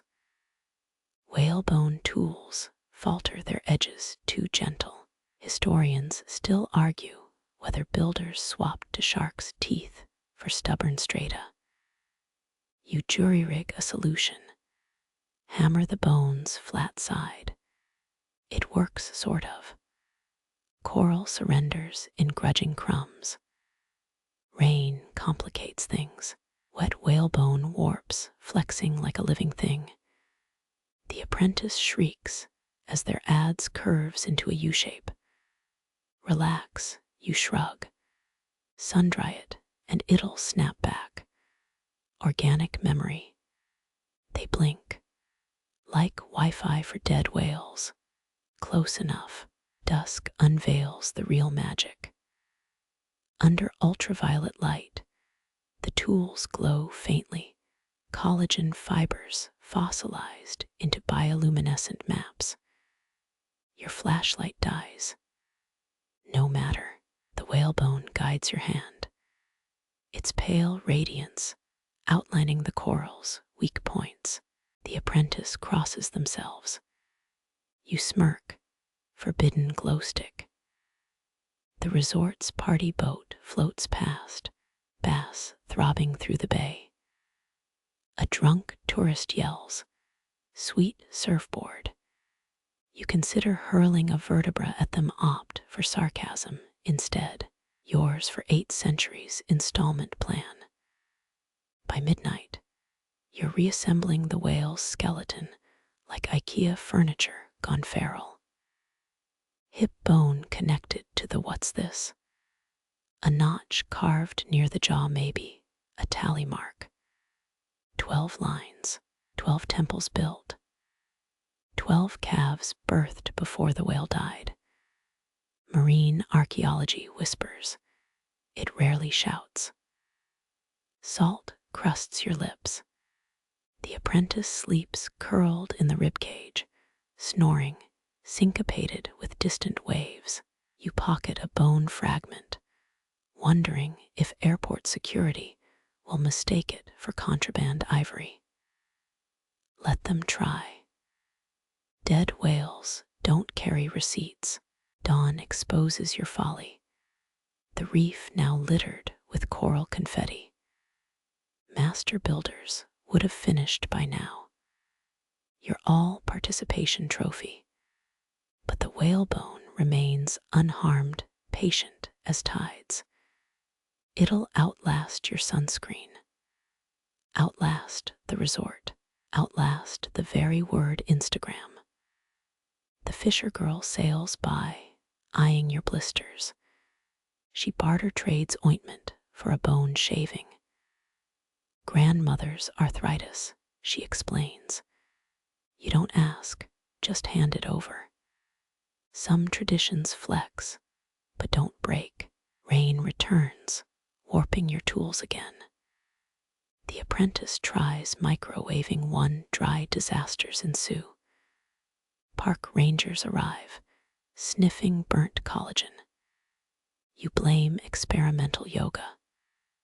They leave, wary. The whalebone survives. Less can be said for the microwave. By month's end, you've carved a single pillar, crooked but charming. The apprentice insists it's artisanal.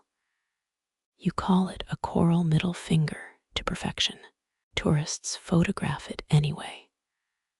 The whale bones get tired. You bury them in the tidal zone, sending tools back to their maker. Mangrove roots embrace the burial site. Crabs pick at the collagen. It's enough. The reef licks your soles raw as you kneel blindfold tighter than a tourist's grip on their sunscreen. Gravel digs into calluses, earned chasing adolescent octopi across tidal flats. Someone slaps wet seaweed into your palm, the new apprentice's idea of humor. Mainstream fact: Swahili Guild records mention foot readers who mapped stone quarries by texture alone. You hiss as barnacles saw your instep living sandpaper. That's a Class A schist, you mutter. The kids giggle. Geology puns transcend centuries. Training starts with pebbles. Smooth basalt for foundations, porous limestone for drainage channels. Gritty sandstone gets kicked aside, its crumble factor too high. Your left heel finds a coral slab singing with trapped rainwater. Pillar grade, you bark. A child etches its location with oyster shells. Quirky tidbit: elders made novices dance on urchin spines to accelerate callus formation. You stick to pumice scrubs, generous applications of fermented coconut oil. Tide pool pedicures beat medieval torture any dawn. Mid-morning brings wave rumbling, a monsoon's first growl. You yank off the blindfold. Apprentices sprint to higher ground except little Aisha. She's humming, barefoot on a submerged boulder. Her toes flex like sea anemones sensing voltage. Feel it, she insists. The stone thrums, each breaker's impact traveling up her tibia. Historians still argue whether elite architects had denser heel bones for seismic readings. You wade in, ignoring the riptide tug. The vibrations, unmistakable, 3 quick pulses, then 2 languid rolls, Morse code from Poseidon's interns. Lunch is stolen, ghost crabs nab the rice cakes. You trade seaweed jerky for Aisha's reef report. Her feet sketched a coral plateau in wet sand, all arches and pressure points. It resembles Mombasa's Great Wall foundations. Irony stings. Modern engineers need laser levels. These kids benchmark with toe jam and determination. You challenge them to find the squeaky stone corral rag that whistles when dragged. They scatter like triggerfish. Dusk unveils the true test. Moonlight bleaches the coast bone white. Blindfolds return, soaked in brine for extra cruelty. You lead apprentices through the gauntlet, a reef pocked with sea cucumber mines and judgmental hermit crabs. Aisha wins by cheating. She drops to all fours, palms reading the seabed like braille. You dock points for mammalian regression. She counters with a perfect scallop fossil, its edges aligned to ancient tide charts. Touché. Rain arrives as you're lecturing about thermal expansion. Granite shrinks at night. Telltale gaps mean unstable bedding. Half the class is asleep. You resurrect the lesson via interpretive dance. It works suspiciously well. Morning autopsy. 12 blistered souls, 1 jellyfish sting, and a child claiming they've invented archaeological hopscotch. Their grid of tidal markers actually makes sense. You steal the blueprint for tomorrow's seminar. The resort's yoga instructor interrupts, demanding soul awakening techniques. You sell her a bogus combo kelp exfoliation and gull meditation. She leaves ecstatic. The kids high-five their first hustle. By week's end, Callus's rival crocodile hide. You celebrate with barefoot soccer, a coral rag ball, mangrove goalposts, lifeguards citation you for unsafe footplay. The fine's written on biodegradable kelp paper. You eat it dramatically. Final exam. Navigate Gazi Bay's shipwreck cove blindfolded. Aisha trips over a 17th century anchor. Artifact, she crows. You're torn between pride and wanting to strangle her. Marine archaeologists will hear about this. Nightfall brings graduation, ankle bracelets woven from moon snail shells. Each clinks differently in swells. Advanced lessons begin at puberty, when hip bones widen, altering balance. You don't tell them about the coming vertigo. They'll learn. Salt always finds the cracks. The moon hangs like a half-chewed kola nut, sky bleeding indigo, where tide meets horizon. You lug woven baskets along the shore. Coconut milk sloshes over your toes. Someone's mixing saffron into rice. The spice stings your sinuses, worse than a jellyfish's goodbye kiss.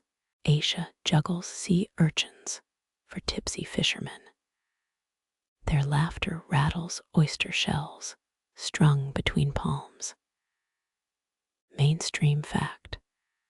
14th century trader logs describe Swahili ports tossing bolts of silk into waves before monsoons. You settle for today's menu: salted jackfruit, fermented cassava, and resentment toward whoever invented ceremonial fasting. Elders smear mangrove paste on children's eyelids, protection against salt ghosts. The goo itches. You trade yours for a mango slice. Priorities. Drums kick in hollow log booms, syncopated with retreating foam. Dance circles form like whirlpools, left foot dominant, always left. Stomp on a hermit crab, straight to the gilt corner. Quirky tidbit. Islanders north of Zanzibar once used fermented shark meat as offerings. Tides rejected it spectacularly. Whole coves stank for weeks. Your village upgraded to coconut amulets. Progress tastes less like rotting cartilage. The chant begins a guttural hymn older than Portugal's first compass. Lyrics blur Swahili, Arabic, and that primal grunt all humans make stubbing a toe on coral. Aisha mouth sinks, more interested in licking saffron off her thumb. You nudge her toward the offering pile. 3 wrong moves, and you're vegan for a lunar cycle.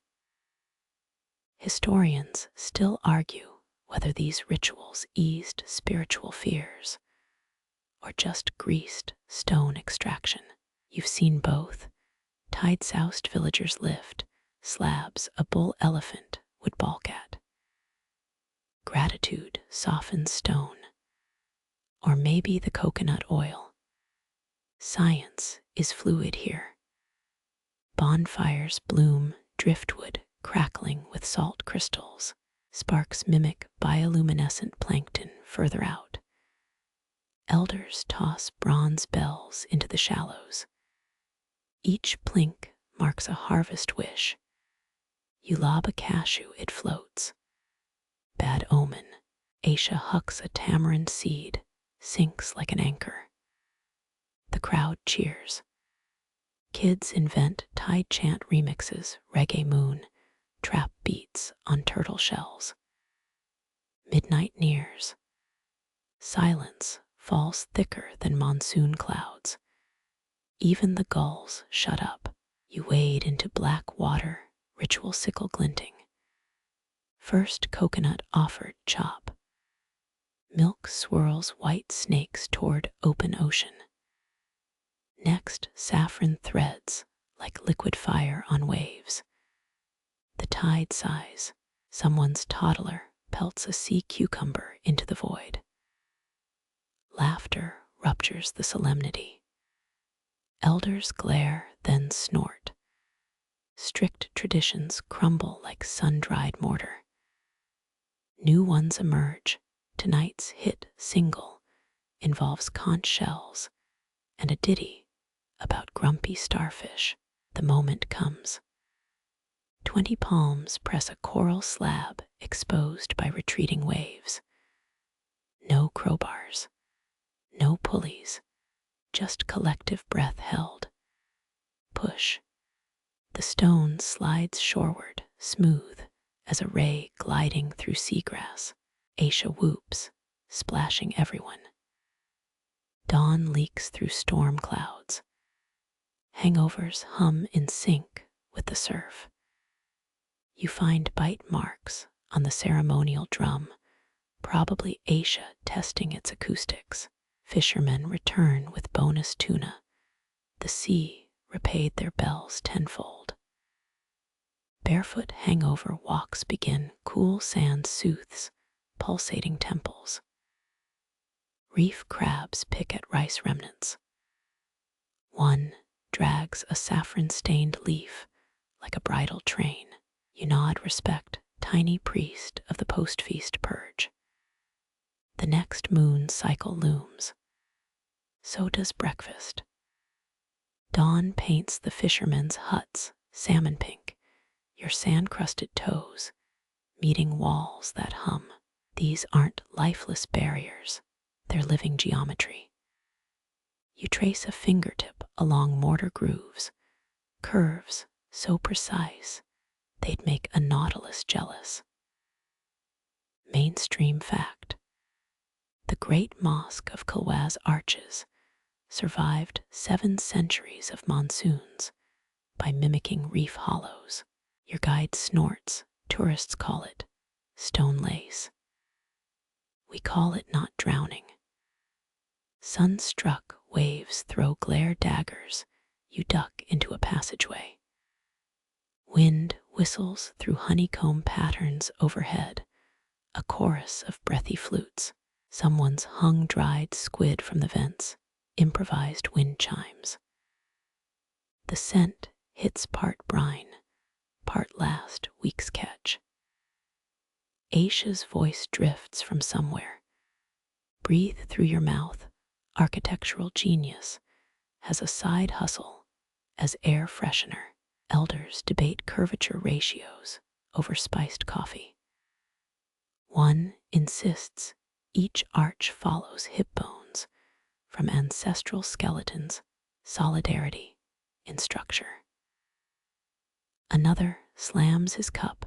Geometry doesn't care about your grandma's pelvis. You pocket a crumbled mortar sample, ground oyster shells, still sharp enough to slice respect into your palm. Quirky tidbit. Builders allegedly used octopus ink to mark unstable stones, cephalopod graffiti, saying nope in tentacle. Modern scans found smudges matching dwarf squid chromatophore patterns. Coincidence? Marine biologists cash grant checks to find out. You crouch where wall meets sand, the joint widens as tide retreats. Granules skitter through the gap, nature's hourglass.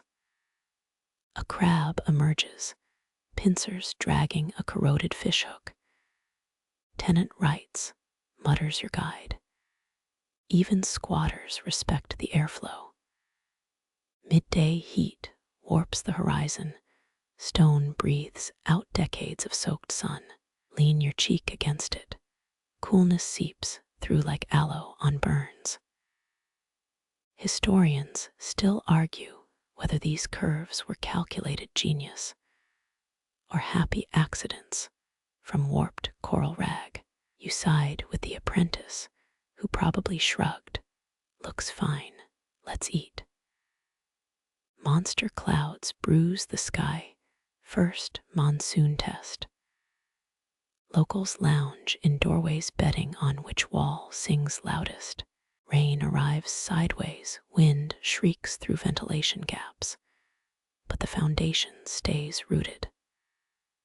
A palm frond rockets past, impales a breadfruit tree like a green kabob. Someone yells, happens every Tuesday. Nightfall brings sound check. Every alley hums a different pitch. You join teens rubbing wet fingers on porous stone. It moans like a humpback's love song. Aisha's crew remixes it with thumb pianos, Viral talk material.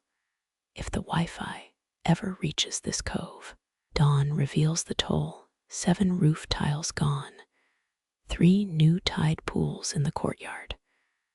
But the walls, flexing like a prize fighter's knees after a knockout.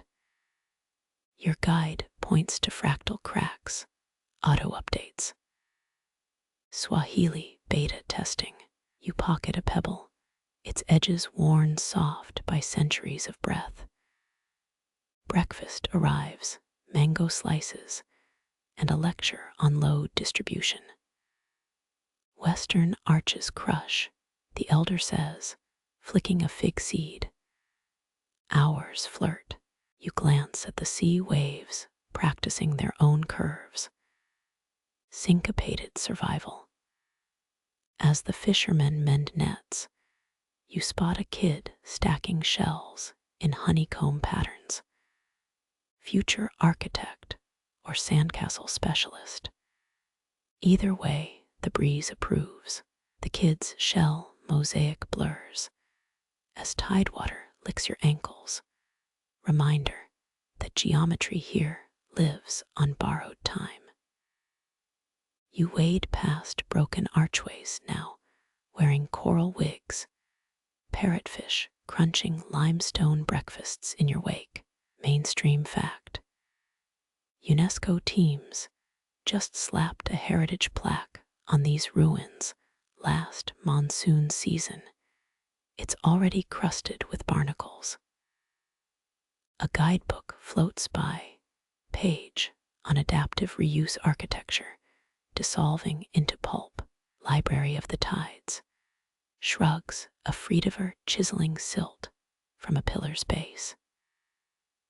Thermal vents along the seabed warm your souls, nature's underfloor heating for mermaid boardrooms. Schools of glassfish dart through what was once a tax collector's window coins, replaced by bioluminescent confetti. Quirky tidbit.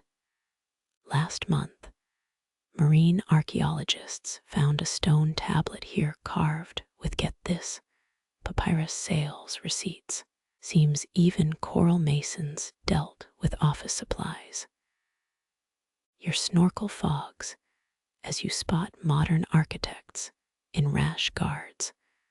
They're waterproof, notepads bob like jellyfish. They're charting fracture patterns in the submerged walls. How stress cracks dance with current shifts. One surfaces, holding a 3D printed replica, exact porosity of the original coral rag. Breathability matters. She sputters, then dives to compare it to a crumbling cornerstone. Historians still argue whether these ruins failed the sea or finally became one with it. You kneel beside a half-buried altar, its surface etched with star maps and doodles of grumpy-looking dolphins. A moray eel peers out from where the offering bowl once sat, new high priest of the kelp diocese. Something glints in the murk, your fingers close around a Tudor-era trading bead. Vasco da Gama's crew probably dropped it while misinterpreting tide charts. Nearby, a concrete hotel foundation cracks under wave assaults, its rebar tendons snapping like overcooked noodles, ironies alive, and colonial hubris versus a 900-year-old drainage channel still directing runoff. Sunbeams slice through a collapsed dome, spotlighting a contractor's chisel wedged in the seabed, last touched by an apprentice scared shitless of monsoon season. You pretend not to notice the architect kids betting beers on which wall section outlives the rest.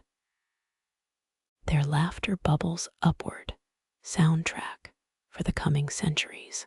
At low tide, the ruins emerge sweating, algae-bearded statues, coughing up sea cucumbers. You spot dive tourists posing for selfies with a lionfish-covered gargle. Sea punk aesthetic trending back in Mombasa. The ocean sighs, same exhale that once cooled grand viziers napping in tide-cooled courtyards. Your guide tugs your elbow, points to cesium-coated tiles, modern engineers embedded in the oldest walls. They'll track erosion rates until the next supermoon, or until parrotfish mistake them for sparkle snacks. Science, he deadpans, is just plagiarism from eels.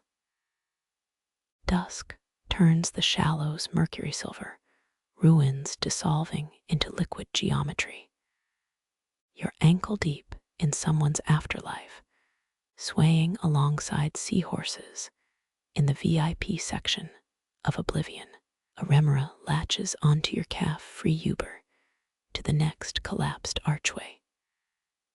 The architects are gone now, their waterproof pens outlasted by the tide's Sharpie scribbles on stone. As your ferry departs, you pocket a corroded hook from a sturgeon long extinct. Waves slap the hull in Morse code, either never return or hurry back. Hard to tell when the sea's feeling passive-aggressive.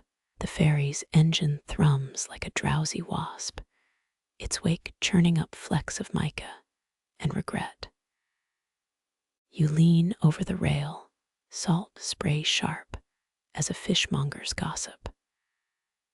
Down coast, patches of ochre glow where once they traded tidal stone. Mainstream fact. Ibn Battuta's journals gushed over coastal auctions, admired how haggling paused for prayer calls. A cormorant dive bombs past, its wings smacking the water like a banker's ledger. You imagine 12th century harbors, dhow masts bristling like porcupine quills. Merchants in indigo robes, squeezed coral blocks, checking for moon schedule watermarks. Wet-cut stone fetched double, its brine still clinging like a lover's whisper. Quirky tidbit. Sunburned traders formed a guild called the Blistered Brotherhood. Membership badges were seashells filled with aloe.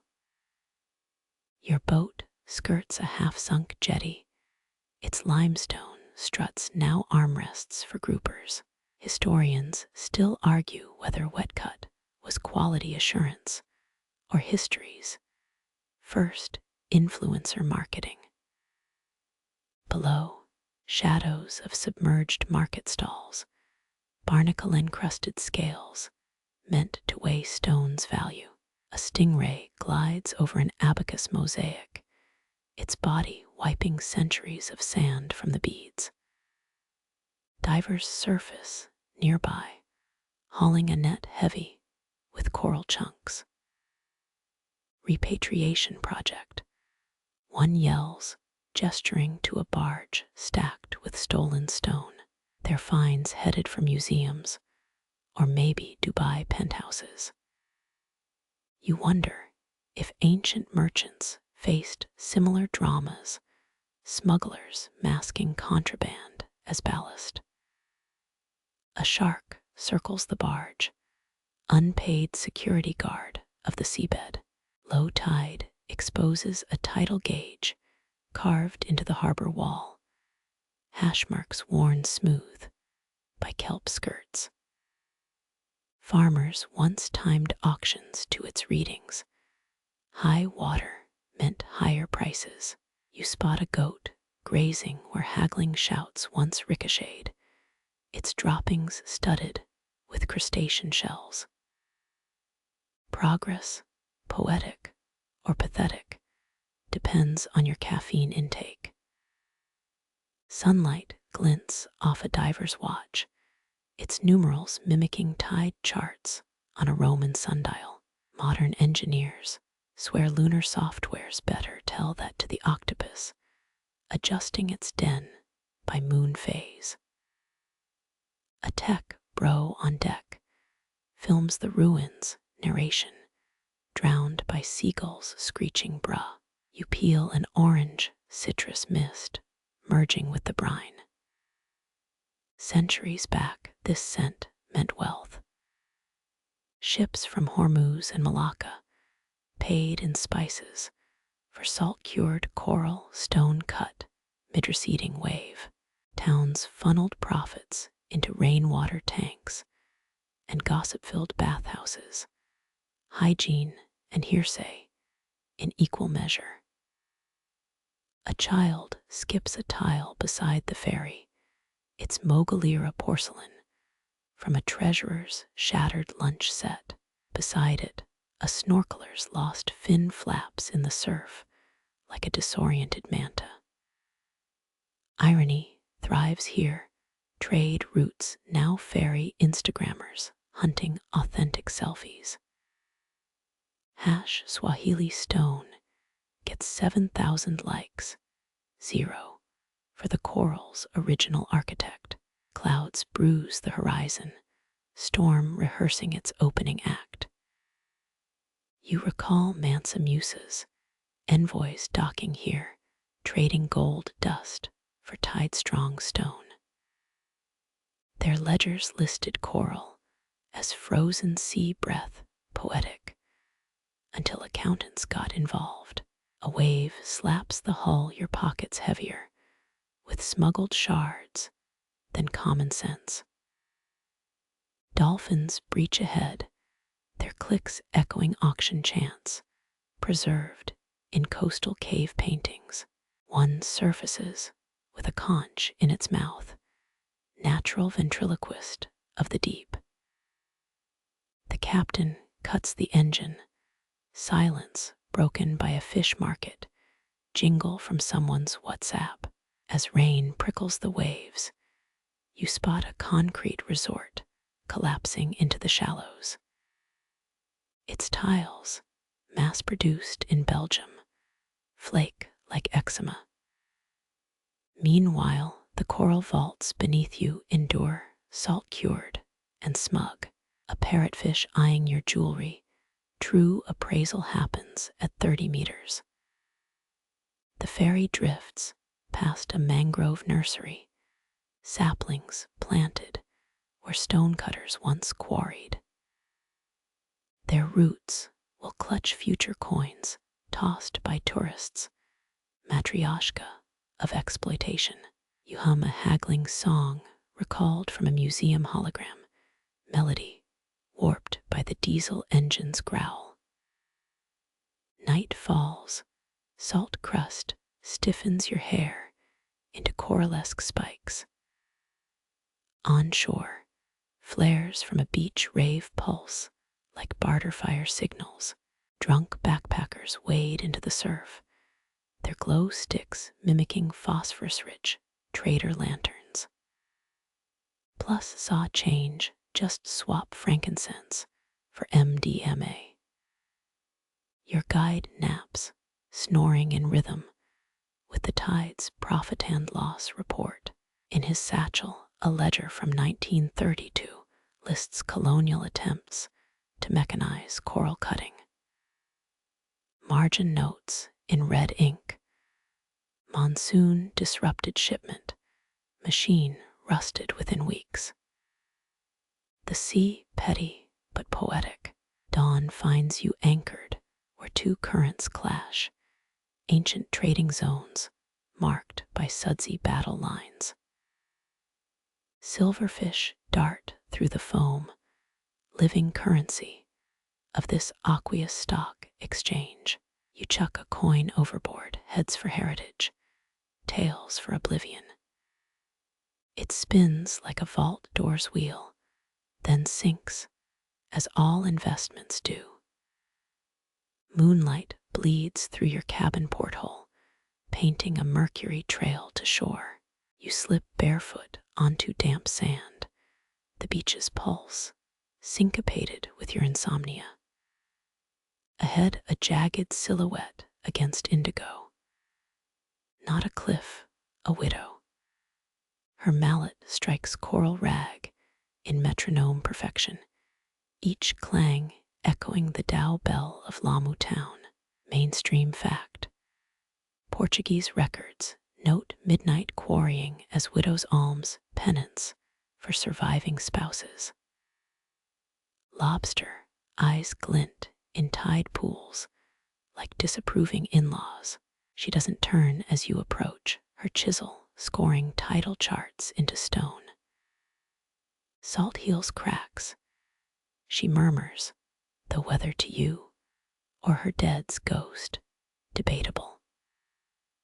A myrrh-soaked rag hangs from her belt, fragrance masking the rot-laced breeze from monsoon-lost graves. Historians still argue whether these grief stones reinforced temples or egos. You crouch beside her pile, palm flat, on a block, still weeping brine. Its surface hums, subaquatic Gregorian chant, quirky tidbit. Archives whisper of a widow who smuggled her husband's ashes into Fort Jesus mortar. Tourists now lean on his calcium soul. She spits beetle nut juice onto the stone crimson rivulets, tracing fault lines. Watch the crabs, she says. Hermit shells flee her mallet's shadow, pincer epistles warning of poor material. You pocket a fleeing crustacean, accidental theft as therapy. Her chisel unveils a fossilized seahorse, mid-transformation, from flesh to fable. They pressed these into cornerstones, she rasped. So buildings remember to bend. Your mind wanders to earthquake-proof skyscrapers, modern engineers catching up to medieval fish. Dawn threatens. The widow scoops wet sand into her headscarf. Tell them I paid, she demands, disappearing into mangroves. You're left with moon-silvered stones and a conundrum. Is grief's mortar stronger than lime? Fishermen arrive, their nets glinting with sardine confetti. One nods at the coral pile. Tourist project, he asks. You shake your head, knuckles brushing the widow's beetle stain, already crusting into history's patina. The crab in your pocket pinches, a negotiator demanding back pay.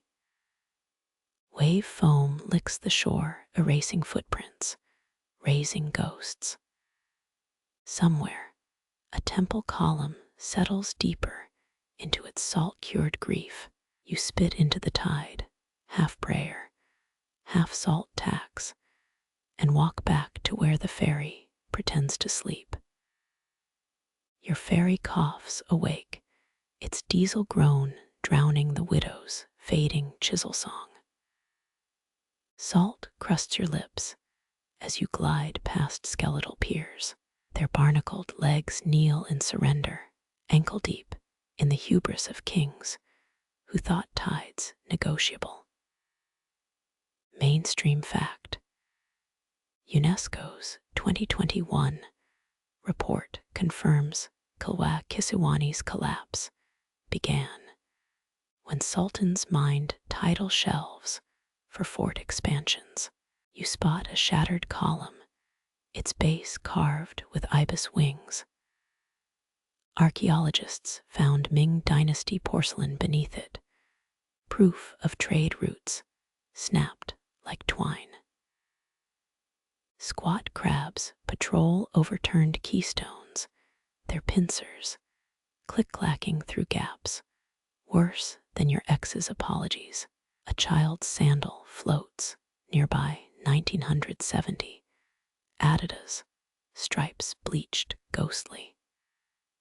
Quirky tidbit: divers still recover Tudor-era nails, here shipping miscalculations from when Britain tried selling snow to Antarctica. You step onto a submerged stairway, its steps now seahorse highways. Faded glyphs glow green with biofilm. Spirals warning of spring tides. Triangles marking unsafe harvest moons. Your toe dislodges a tile it sinks, revealing a mosaic of drowning elephants. Historians still argue whether it's allegory or accident report. 3 fishermen gut mackerel on a capsized pillar. Grandfathers say this spot hums when tides shift. One laughs. You press your ear to seaweed-slick stone. He's right. The vibrations B-flat, same as the widow's best chisel. A parrotfish eyeballs you from a fractured archway, living rainbow judging your flip-flops. You have expected to recite zoning violations. Try the North Dock, a fisherman suggests. Last monsoon spat up a cannonball engraved with emojis. Skepticism wars with curiosity. You trudge onward.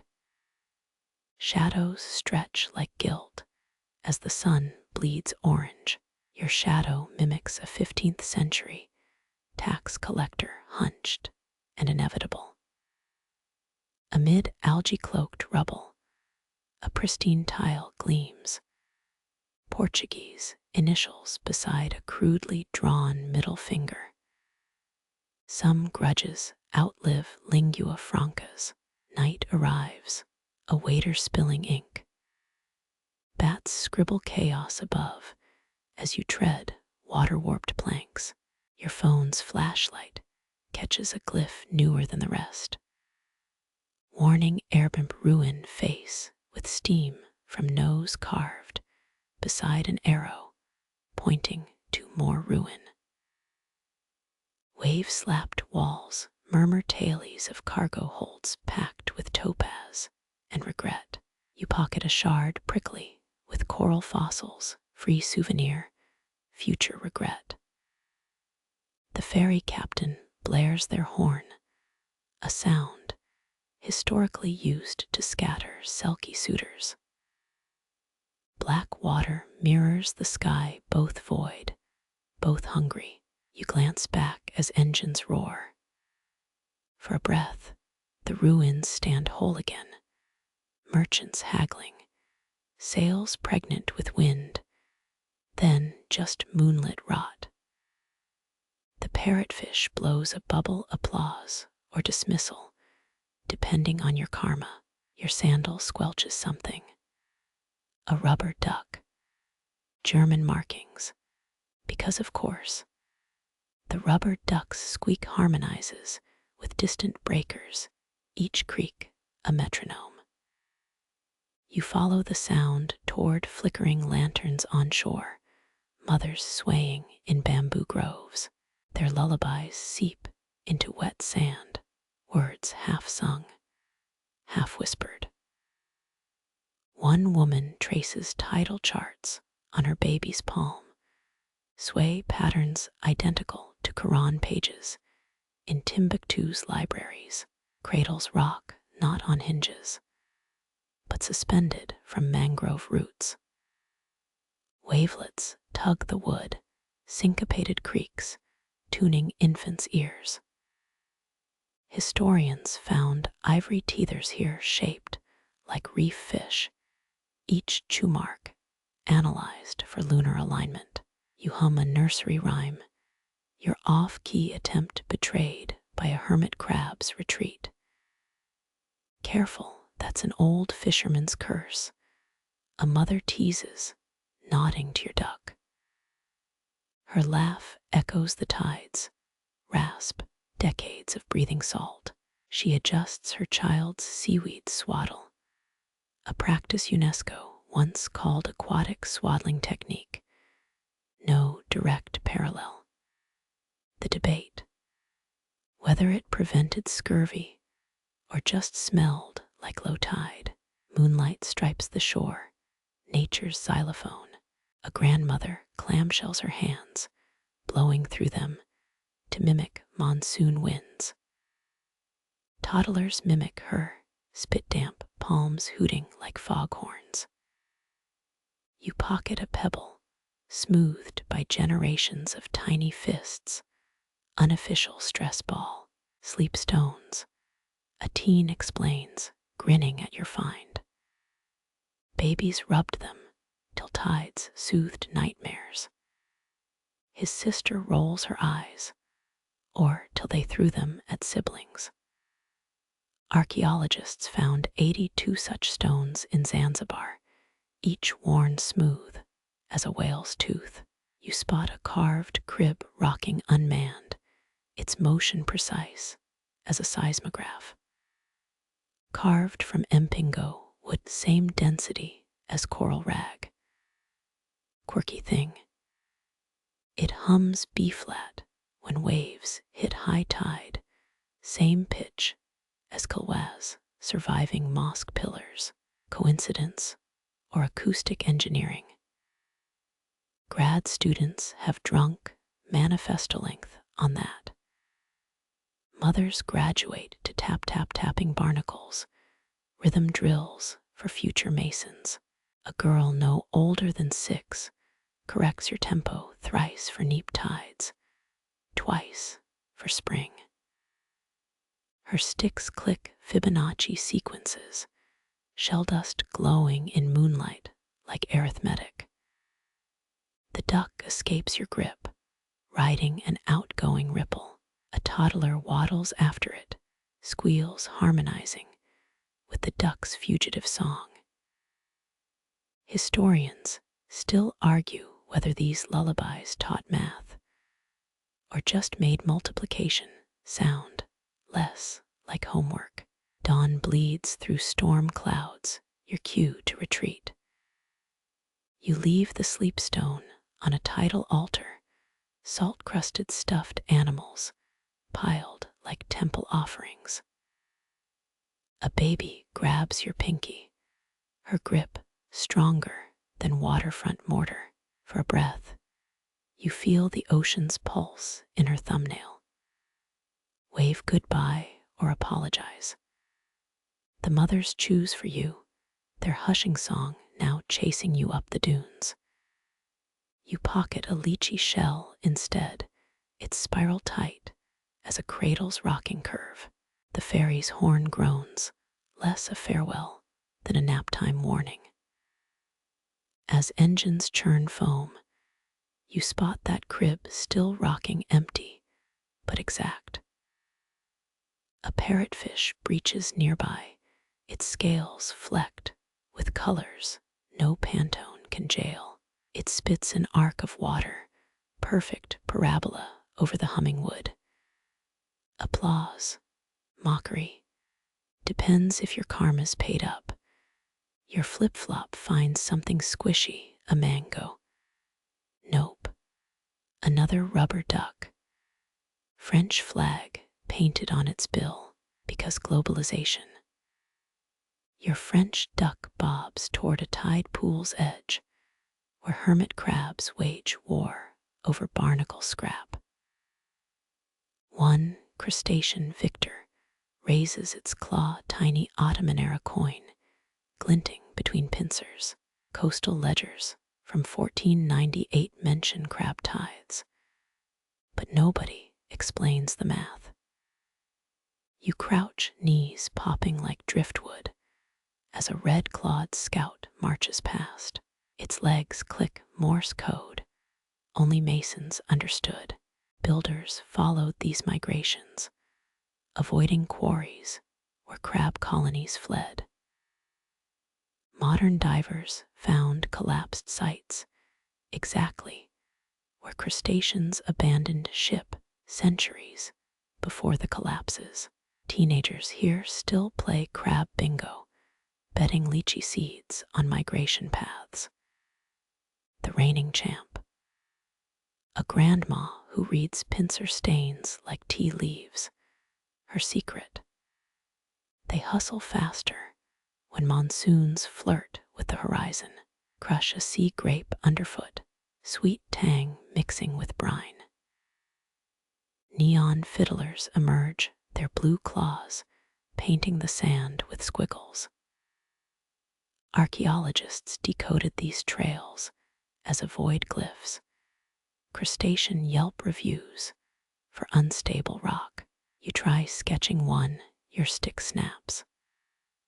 A local kid tosses you a goat bone stylus. Survival's a group project, she smirks.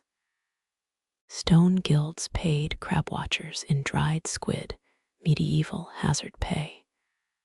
But quirks abound.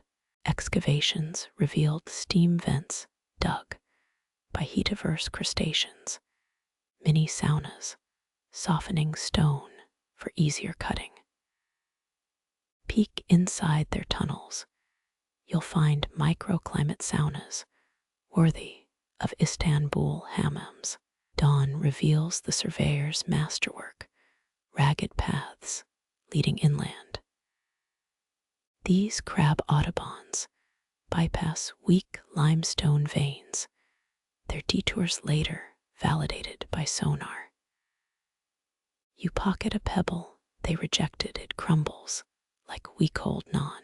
Builders had standards. A coconut crashes nearby, spooking a crab army. Their retreat leaves behind claw-carved grooves. One groove matches Kilwa's harbor wall angles, exact 72-degree slope. Coincidence? Try convincing the guy tattooing crab diagrams on his bicep. Historians still argue whether Persian traders seeded these colonies intentionally, bioengineered survey teams. Evidence: a 13th century manuscript mentioning stone bugs imported from Hormuz. Counterargument: maybe crabs just dig free real estate. Your duck floats into a lagoon, trapped by a kelp gate. A toddler waddles over, liberating it with a seaweed key. Crabs taught us that, she says, though her pronouns need work. You trade the goat bone for a hermit crab condo, upcycled sea urchin shell. Shadows stretch, tide's encore approaching. You and a dozen kids play crab roulette, guessing which tunnel hides a coin. The winner claims your French duck. The loser gets sand down their swimsuit. Ocean parenting stays pragmatic. As dusk inks the waves, stonecutters' ghosts emerge, silent judges of modern hubris. They point to a crab hauling limestone shards toward your toes. Message received. You back away, the crustacean's pincers applauding sarcastically.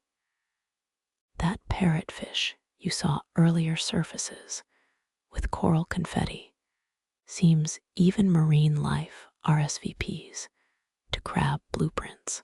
Your flip-flop meets something jagged, a sandstone tablet etched with claw marks. Translation: tourists keep taking souvenirs. We'll just write faster. The moon hangs fat and low, its craters winking like a poker face. You're crunching across a beach, paved with shattered quarries. Each step spills moonlight. Those aren't shells. They're lunar IOU tokens, pre-colonial Swahili timekeeping at its sneakiest. Work crews rotated shifts by tide phases.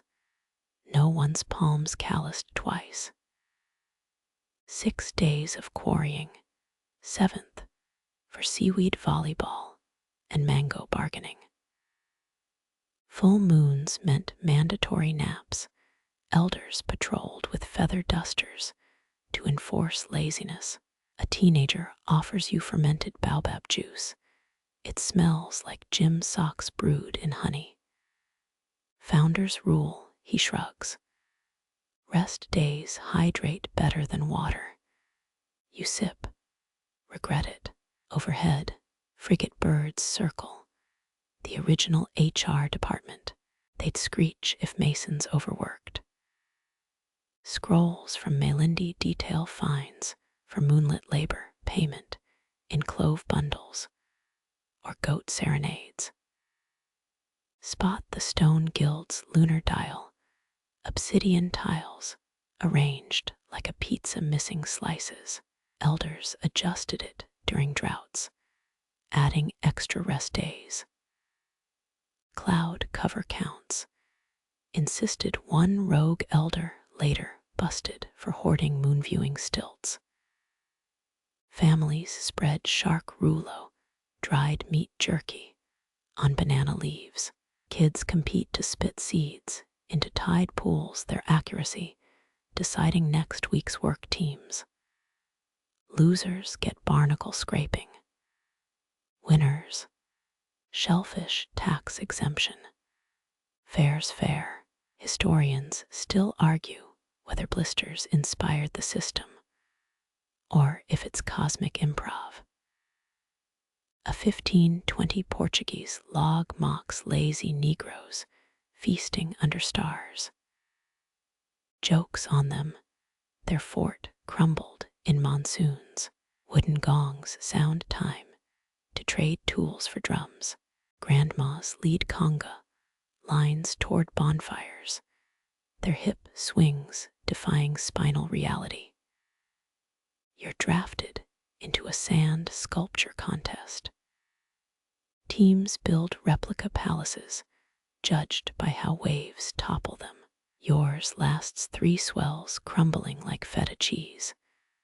The winner, a toddler's lopsided hut. His prize, you. He appoints you royal nap enforcer, feather duster included. You patrol hammocks, prodding giggling teens. One pretends to snore, his fake drool, impressive commitment. Midnight creeps, the ocean belches phosphorescence. Elders whisper of lunar debt repayments, steal rest today. Tides steal your toes tomorrow. Your blistered feet throb agreement.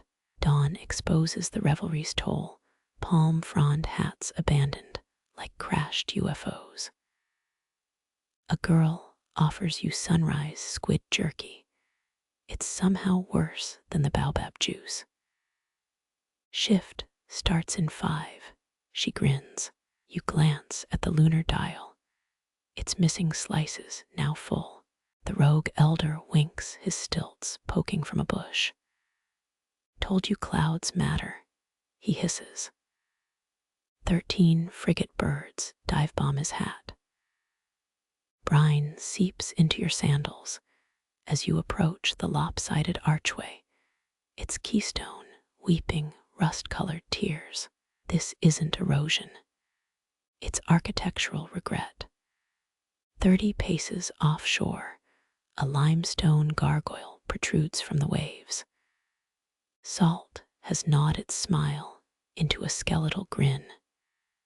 You recognize that smirk, same one the king wore when he overruled his tide readers.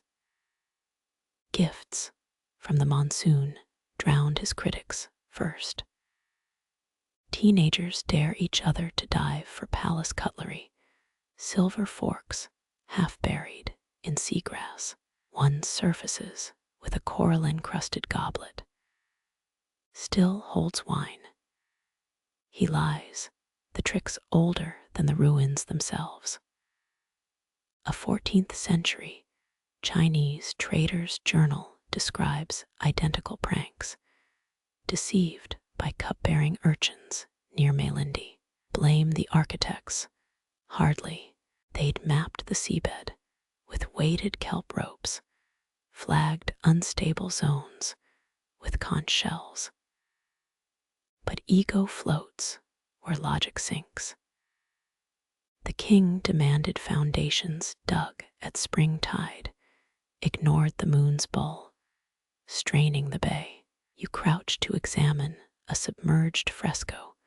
Crumbling fish-scale mosaics depict his coronation. Eel's nest in his stone crown. Historians still argue whether he ignored warnings from spite or bad tide charts sold by a rival vizier. Either way, his hubris birthed coastal Kenya's first underwater airbnb. Kids race hermit crabs across the gargoyle's forehead. Bets are placed in cowrie shells, the original crypto. A girl waves algae-stained blueprints rescued during the palace's final hours. Grandma says they fluttered like sick flamingos, she claims. Doubtful. But the ink, salt-cured squid venom, fades only under starlight. Midday sun exposes the kingdom's bones. Algae-cloaked pillars form a skeletal skyline. You wade past the throne room, its seat upholstered in muscles. Touch one. It squirts, a throne that literally spits back. Local lore claims the queen rehearsed complaints here. Low tide reveals her vanity mirror, sand-blasted glass still reflecting sky. Peer closer. That faint silhouette isn't your face. Probably just barnacles. Pretty sure fishermen avoid this cove. Nets snag on guilt-tripping chandeliers. Yet moonlight lures pearl hunters. Last year, a diver surfaced clutching a king's tooth, gold-capped and cavity-free. Auctioneers in Mombasa fought over it until someone noted the royal dentist's ledgers.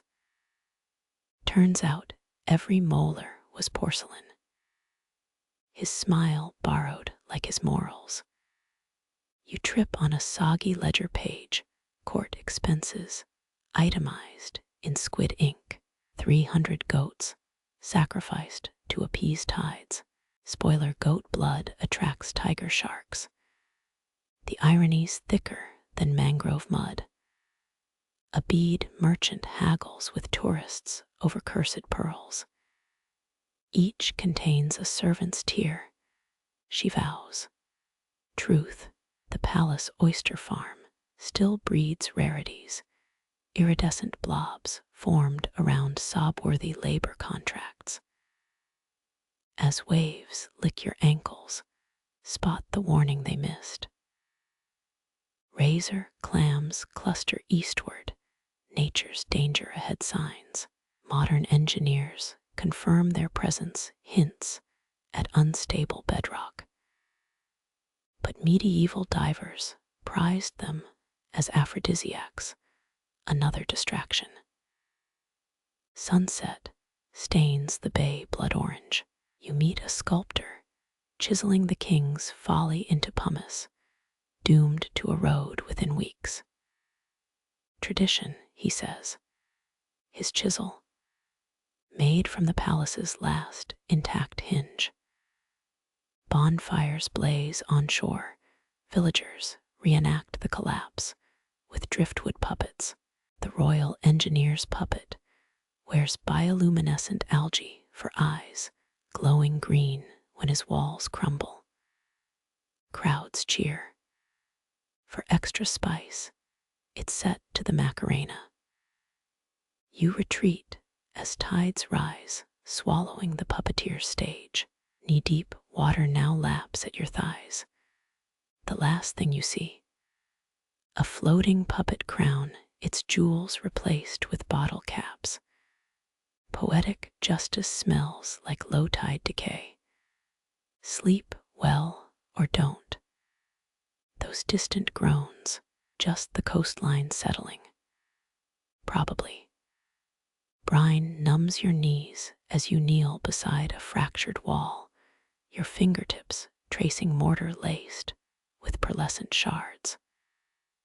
This isn't cement, it's centuries of crushed oyster shells, bound with a recipe lost to monsoons and grudges.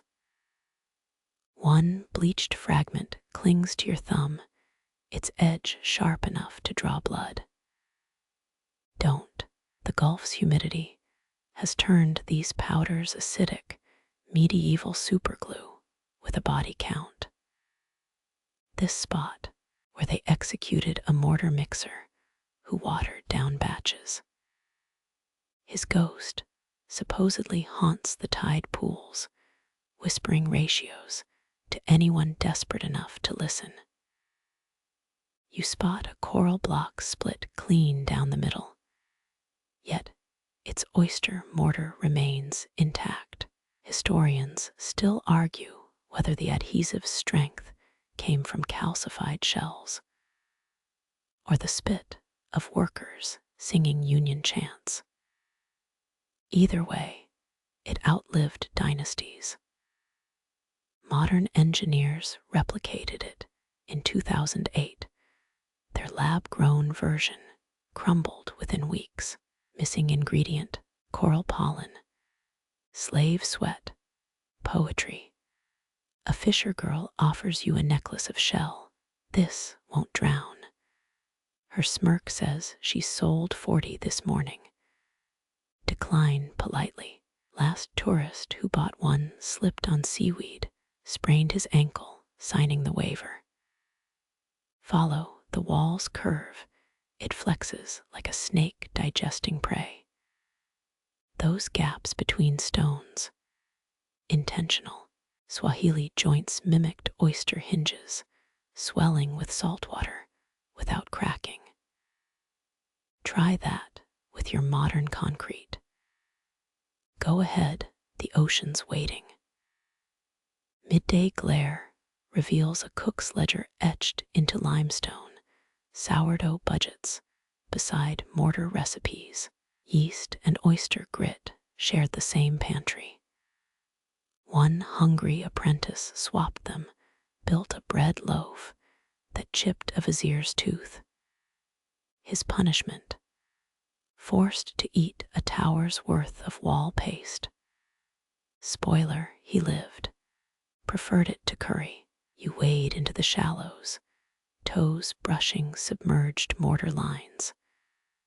Hermit crabs haul shell fragments into cubbyholes, tiny renovations. A voyeuristic octopus watches from a drain pipe. Blink, it's gone. That vinegar tang in the air, decaying adhesive, liberating trapped sea salt from the 1300s. Breathe deep. Congrats, your lungs now host a sultan's respiratory infection. Spot the error halfway up the watchtower. a single brick mortared upside down. Legends claim it was deliberate, a mason's protest against unpaid wages. Touch the stone, its undersides carved with a laughing gull. Scaffolding graffiti never gets old. Local kids dare each other to lick the walls. Tastes like grandpa's cough syrup. One crows. He's not wrong. The recipe included mangrove bark and fermented sea cucumber, medicinal grade desperation. A wave dislodges a mortar clump. It sinks like an anvil. 5 seconds later, coral trout swarm the spot. Turns out oyster glue doubles as fish cocaine. Dive shops here forbid tanks. Too many clients getting high off the seabed.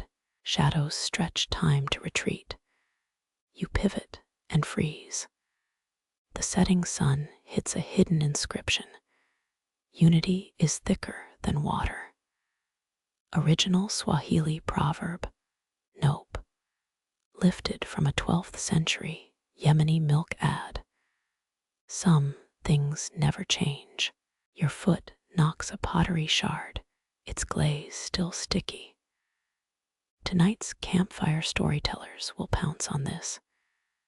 They'll spin tales of oyster queens and phantom masons, while the real magic hardens unseen beneath your soles. Moonlight now, the mortar glows faintly, absorbed centuries of UV like a spiteful sunscreen.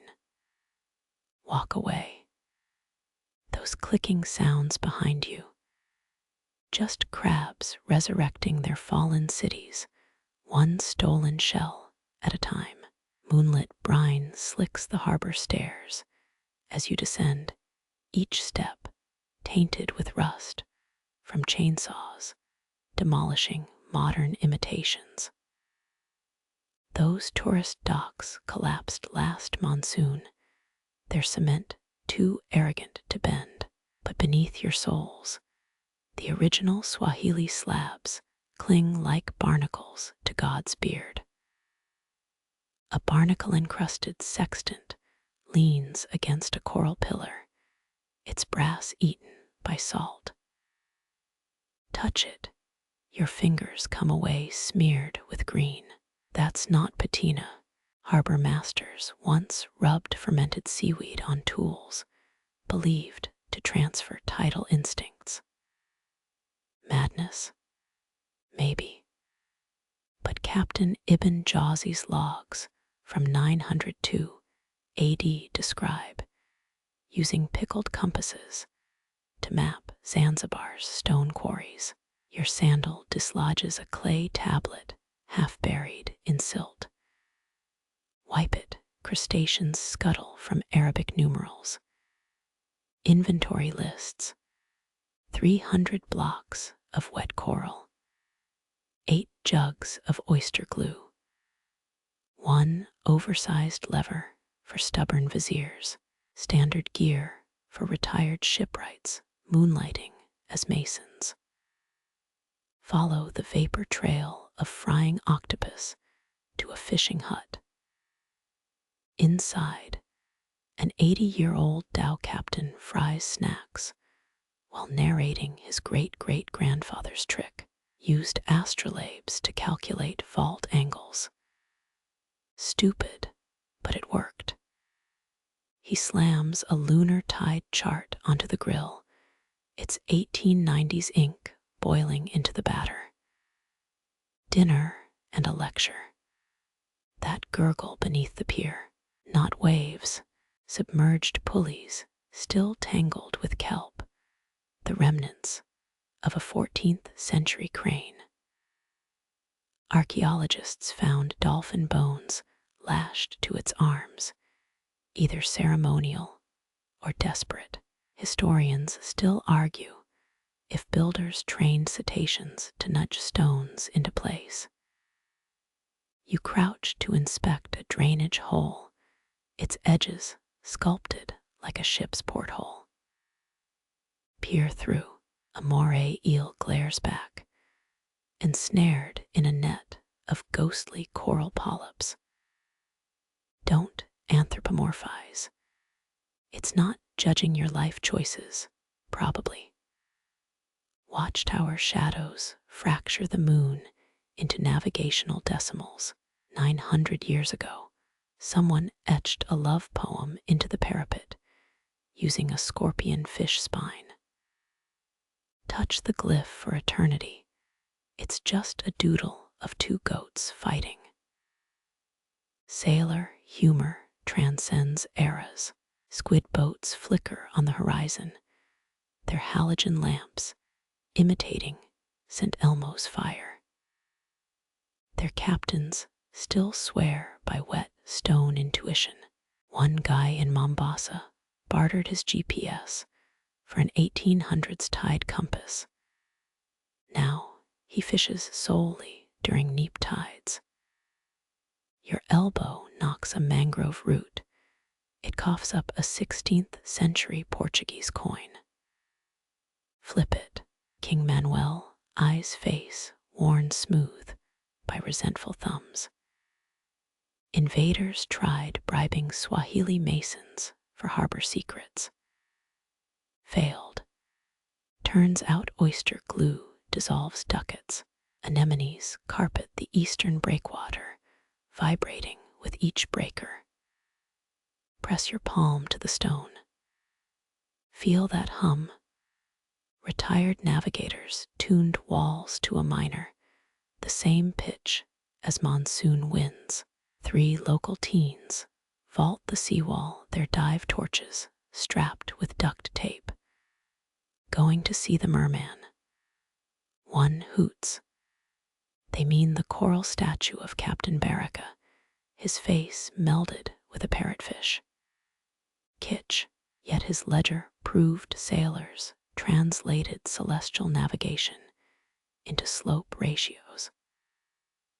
Spot the error in the southern jetty, one keystone shaped like an anchor, not a mistake. Masons repurposed a ship's ruin here in 1120, a tongue-in-cheek burial.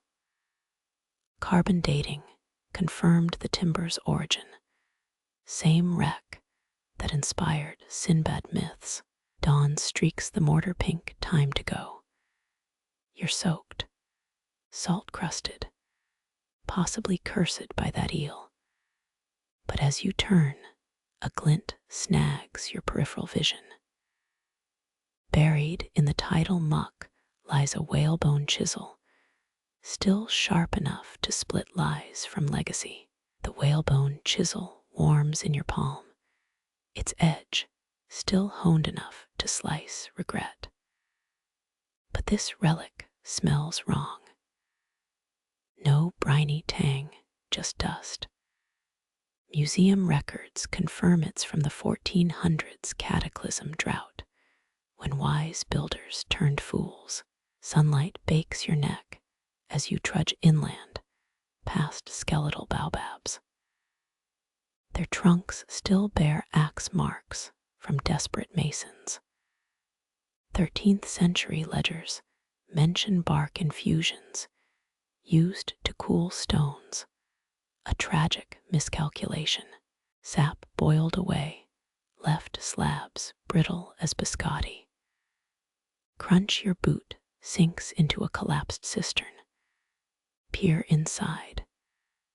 9 centuries of goat bones. Nomads once believed sacrificed kids pacified rain gods. Archaeologists found urine stains on nearby altars, apparently testing stone porosity. Classic drought logic. Pee on it, see what sticks. That jagged ridge ahead. Not a cliff. It's the corpse of jetty palaces, west wing, toppled in 1408. Core samples show its coral blocks shrank 30% during the dry spell. Like building with stale bread, a gecko darts over faded frescoes, advertising some sultan's eternal reservoir. Below it, children's graffiti. A stick figure wave, drowning a king. Local guides swear they're medieval, their conga-clad descendants argue otherwise. Kneel by a shattered column. See those pockmarks, not weathering. Starving masons gnawed lichen off the stone, left teeth grooves in the quartzite. Their recipes survive mushroom ash and termite paste, cuisine of last resort. Dust devils spin across the dead harbor, twisting into shapes resembling dhows. Superstitious, sure. But ship manifests from Malindi confirm sailors refused to dock here, claimed phantom tides, misaligned their compasses. Your canteen sloshes, an insult to the air's thirst. Foundries once operated here, smiths crafting nails from meteorite iron. X-rays proved their smelters used urine instead of water, a shortcut that bubbled into betrayal. Beneath a scorpion's shadow lies a cracked amphora, inside papyrus scraps. Their tax records exemptions granted for moon-dead stone. Turns out bribes back, then involved offloading sun-rotted blocks onto rival clans. A shadow eclipses the sun, too small for vultures. It's a drone operated by archaeology grads. They're scanning for geothermal scars, cracks caused by ancient underground fires. Their professor swears drought-starved builders tapped lava tubes for steam. The wind shifts, carrying the reek of a limestone kiln. Follow it to a half-buried furnace. Its bricks are cemented with goat cheese. Carbon-dated gloop says yes. Apparently desperation tastes like expired feta. You stumble over a shovel-shaped log, its surface studded with seashells. No, it's a desalination device. Pour salt water in the hollow, condensation trickles out. Worked great until hyenas licked the filters clean. That faint plink in the distance. Not your imagination.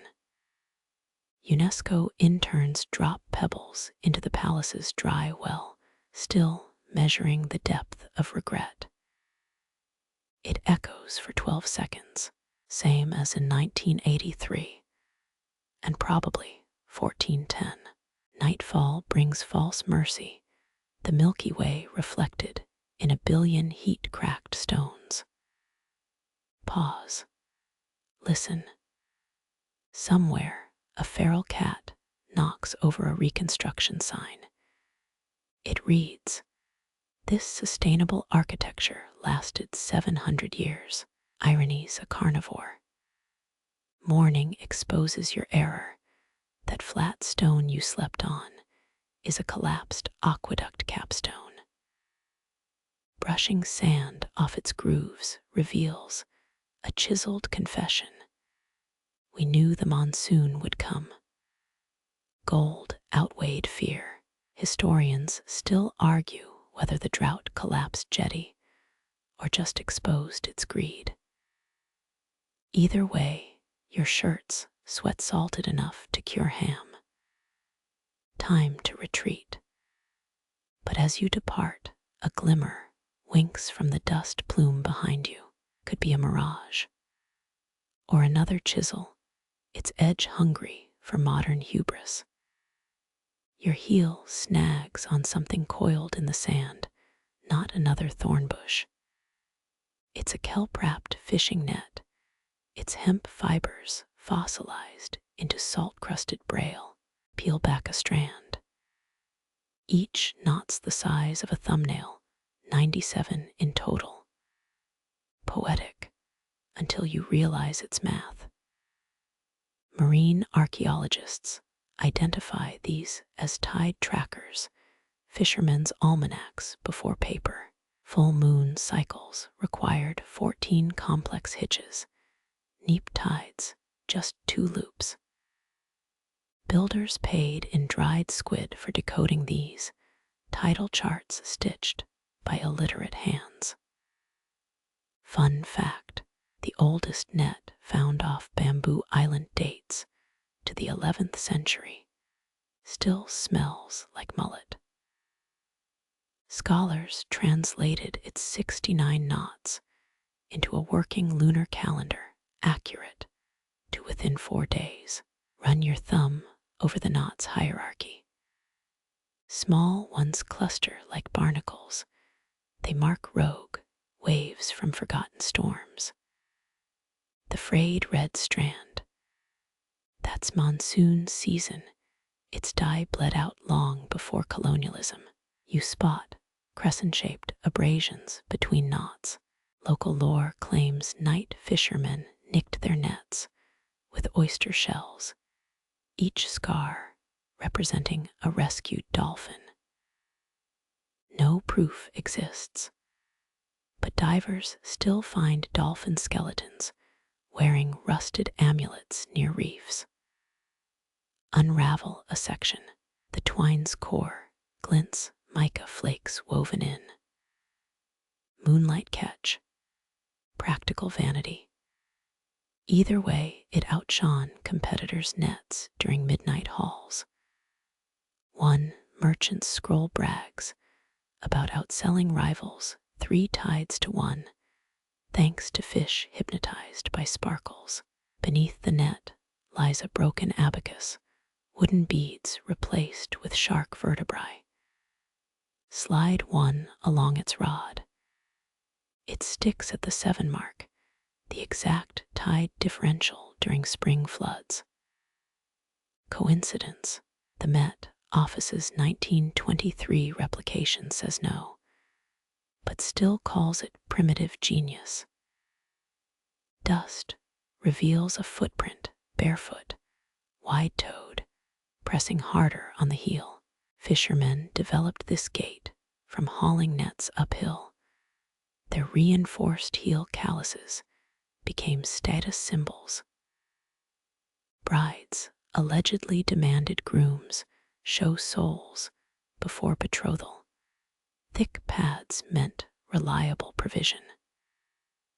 That half-buried jug ahead, it's a net mender's toolkit. Inside, bone needles, palm thread spools, and a desiccated pufferfish. Inhale carefully, centuries-old toxin still tingles your sinuses. Label this stupidest way to die during arts and crafts time. You notice patterns in the sand where the net once lay, not wind's work. Spirals mimic low-tide whirlpools.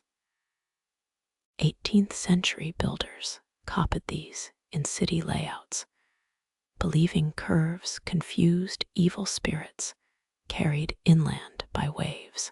A crab tugs at a knot, its pincers clicking in frustration. It's after barnacle larvae trapped in the fibers for 600 years. Talk about a slow food movement. Night falls, you're trying to count knots by firefly light. Suddenly, the net seems to writhe. Just heat haze. Maybe. But Zanzibari midnight fishers still swear nets squirm before high tide. A sea pulse they feel in their molars.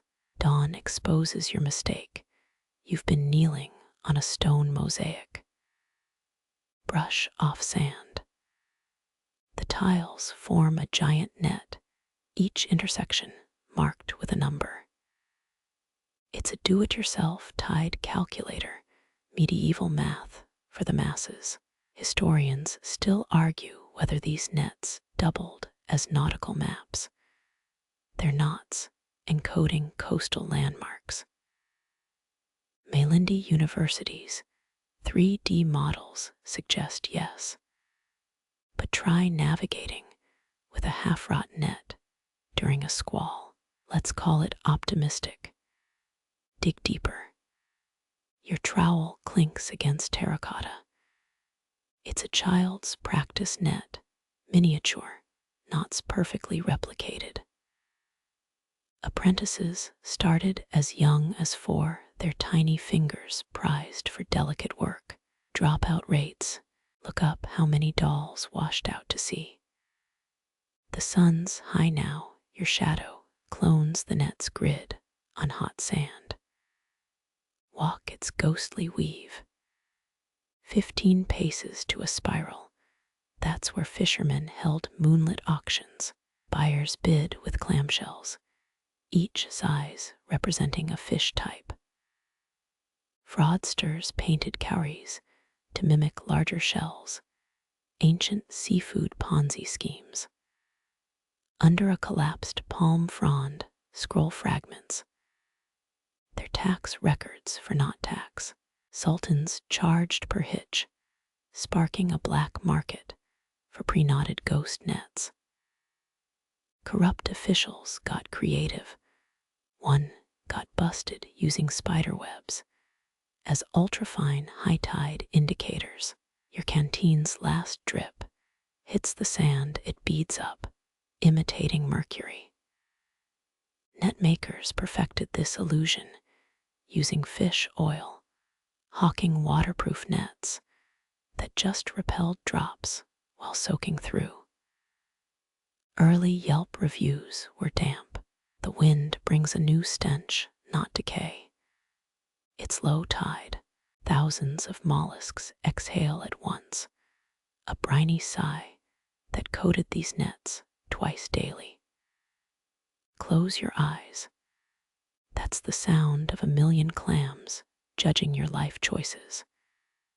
Retrace your steps, the net's outline already fading under sand, but its legacy hides in plain sight.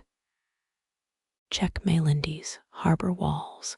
Their mortar lines mimic knotted threads. Even collapse follows a pattern 8 centuries later, the sea's still reading its own instructions. Your fingers brush a moss-stained wall in Melindy's ruins, except it's not stone. It's petrified tamarind wood, carved with 800 pairs of eyes. Each pupil's a different moon phase. Legends say the coral queens held council here, their gaze mapping lunar tides onto coastal rock. A gecko darts into a crack, it's fleeing your torchlight. Or maybe the ammonia tang of ancient urine. Oral histories mention junior apprentices peeing on these walls, testing if elders could detect unlucky moisture. Fail, and your apprenticeship ended faster than a hermit crab eviction. You spot handprints along the base, palm down for matriarchs, palm up for apprentices. Press yours over a queen's fossilized grip. The thumb joint aligns perfectly. Evolution hasn't budged in 12 centuries. That's either comforting or lazy design. Follow the wall's curve. A hidden alcove appears, its ceiling blackened by centuries of shea butter lamps. The niche holds a coral throne, chiseled armrests showing dolphins mid-leap. Sit, and your elbows activate a dumbwaiter system. A terracotta plate rises dusty, but intact. Here's the ritual. Queens crumbled sea salt onto these plates, reading tidal fortunes in the grains spread. Thick clusters meant harvests. Scattered patterns warned of hidden riptides. Modern oceanographers tried replicating it in 1987. Their report concluded 60% accuracy if squinting. found a dried honeycomb in the plate's depression. Elders forced mentees to swallow spoonfuls before composing tide songs. Stickiness ensured lyrics lodged in memory. The side effect: a guild-wide diabetes rate that give dentists nightmares. Beneath the throne, a child's sandal wedged in a crack. It's stitched with parrotfish scales, each color representing a lunar eclipse. Chronicles claim girls danced in these during monsoons, their steps syncing tide charts to muscle memory. Left feet only, no one knows why. That mural above you isn't decorative. It's a coastal map, inlaid mother-of-pearl marks, queen-approved quarries. Half the sites are underwater now. Mombasa's new aquarium, built atop the breathing reef, where stones sang in B-flat during neap tides. Your heel kicks a ceramic jug, its stopper sealed with beeswax. Inside, menopausal whalebone needles. Texts say queens pricked their tongues during songs. Blood ink preserved lyrics on palm leaves. Surviving examples read like seafood recipes until you sing them in Swahili pentameter. A draft stirs the dust. It smells like low tide and boiled yams. The Queen's Feast Hall once stood here. Meal tiffins doubled as tide gauges. Linens under soup pots absorbed brine at precise levels. Spilled lobster bisque meant cancelled harvests, a tragedy on two fronts. Notice the floor's grooves, their lyrics from the wave-cradle dirge, carved by apprentices as punishment for oversleeping. Run your toe along the glyphs. Each curve matches tidal surge patterns.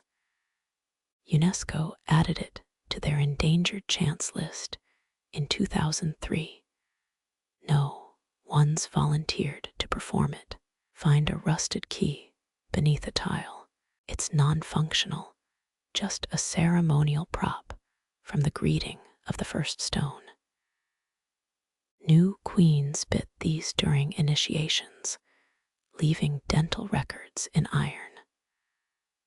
Archaeologists, Queen Zawadi by her overbite in 2014.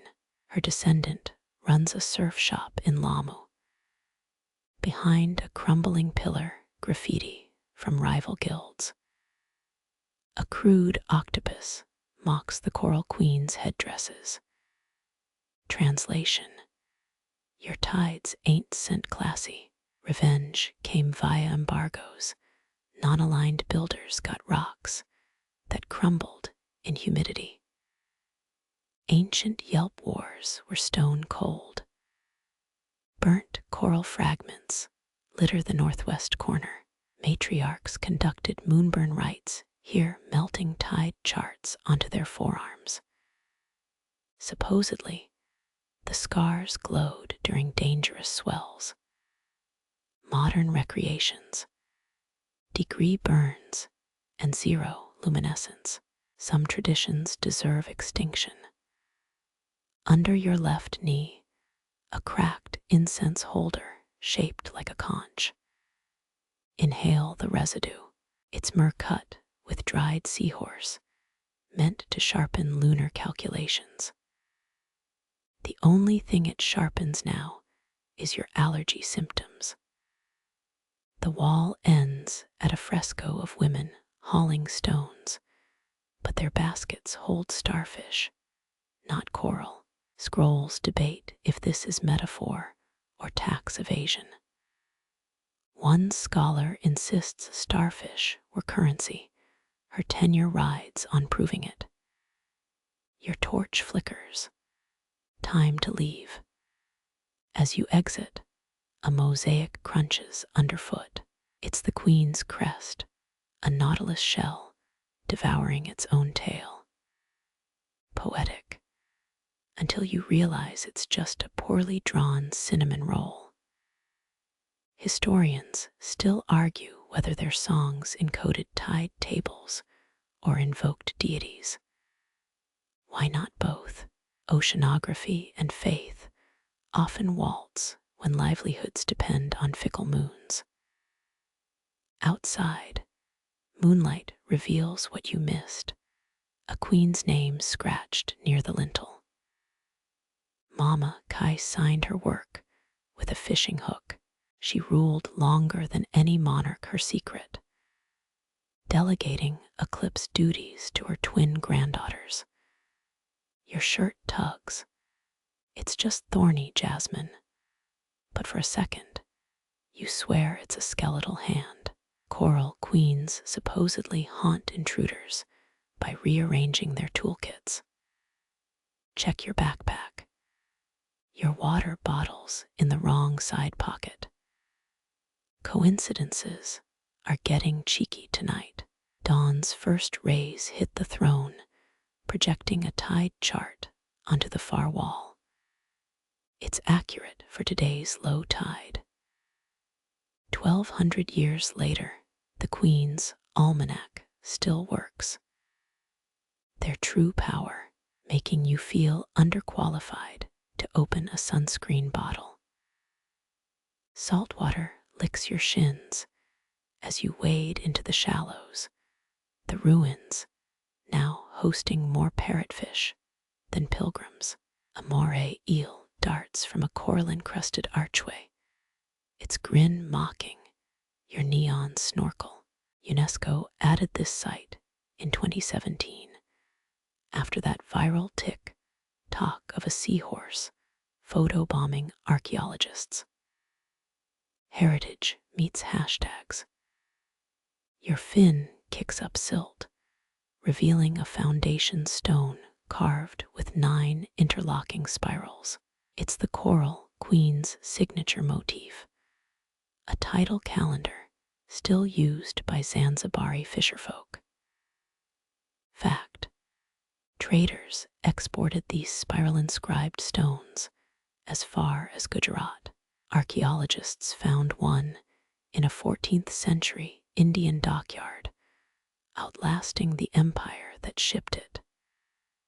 Something glints beneath a brain coral. Not treasure, a 90s soda can crushed into the shape of a Tao. Proof modernity's junk adapts faster than our morals. Flip it over. Fanta logo eroded into a Rorschach test. Is that a manta ray or your ex's face? Night diving's forbidden here officially, but locals whisper about bioluminescent plankton swarming the ruins every full moon. The effect: stone walls glow like drowned constellations. A 8 study blamed algae blooms. Then a grad student swore she saw humanoid shadows pacing the seabed. Her thesis committee still debates aquatic pareidolia versus liquid courage. You surface near a crumbling watchtower. Its stairs now host more urchins than sentries. Notice how the remaining steps align with today's high tide. Intentional or coastal erosions, improv. Touch the pockmarked walls. Each indentation's spaced precisely 3 finger widths apart. The Queen's rumored method for gauging wave force. That muffled clanking isn't your gear. It's octopuses tossing terracotta shards into a crab burrow, eviction notices, or avant-garde sculpture. 16th century ledgers describe similar chaos, merchants complaining about devilfish rearranging cargo. Some traditions never die. A shadow glides beneath you, just a hawksbill turtle wearing a GoPro like a tiny hat. researchers tagged her in 2021. She's since documented 7 unknown coral species and 2 tourist divorces. Nature's influencer. Knee-deep in seagrass now. Your toe hooks a stone anchor carved with crescent moons, too pristine to be ancient. Surprise! It's a 2020 art installation titled Corporate Team Building Exercise 4. Critics called it aesthetically treasonous. The artist blamed the grant deadline. Here's the kicker. Modern architects tried replicating Swahili techniques in Melindi's marina, installing tide-responsive breakwaters. The concrete versions crumbled within months. Turns out you can't 3D print 12 generations of lunar observation. A hermit crab waves from a conch shell lined with hieroglyphs. Squint. The markings aren't old. They're memes scratched by interns during a 15 preservation project. Even ruins get graffitied with BRB and a poorly drawn middle finger. That low hum isn't your tinnitus. It's the submerged plaza's resonance, tides vibrating through hollow chambers. Builders designed it to amplify monsoon warnings.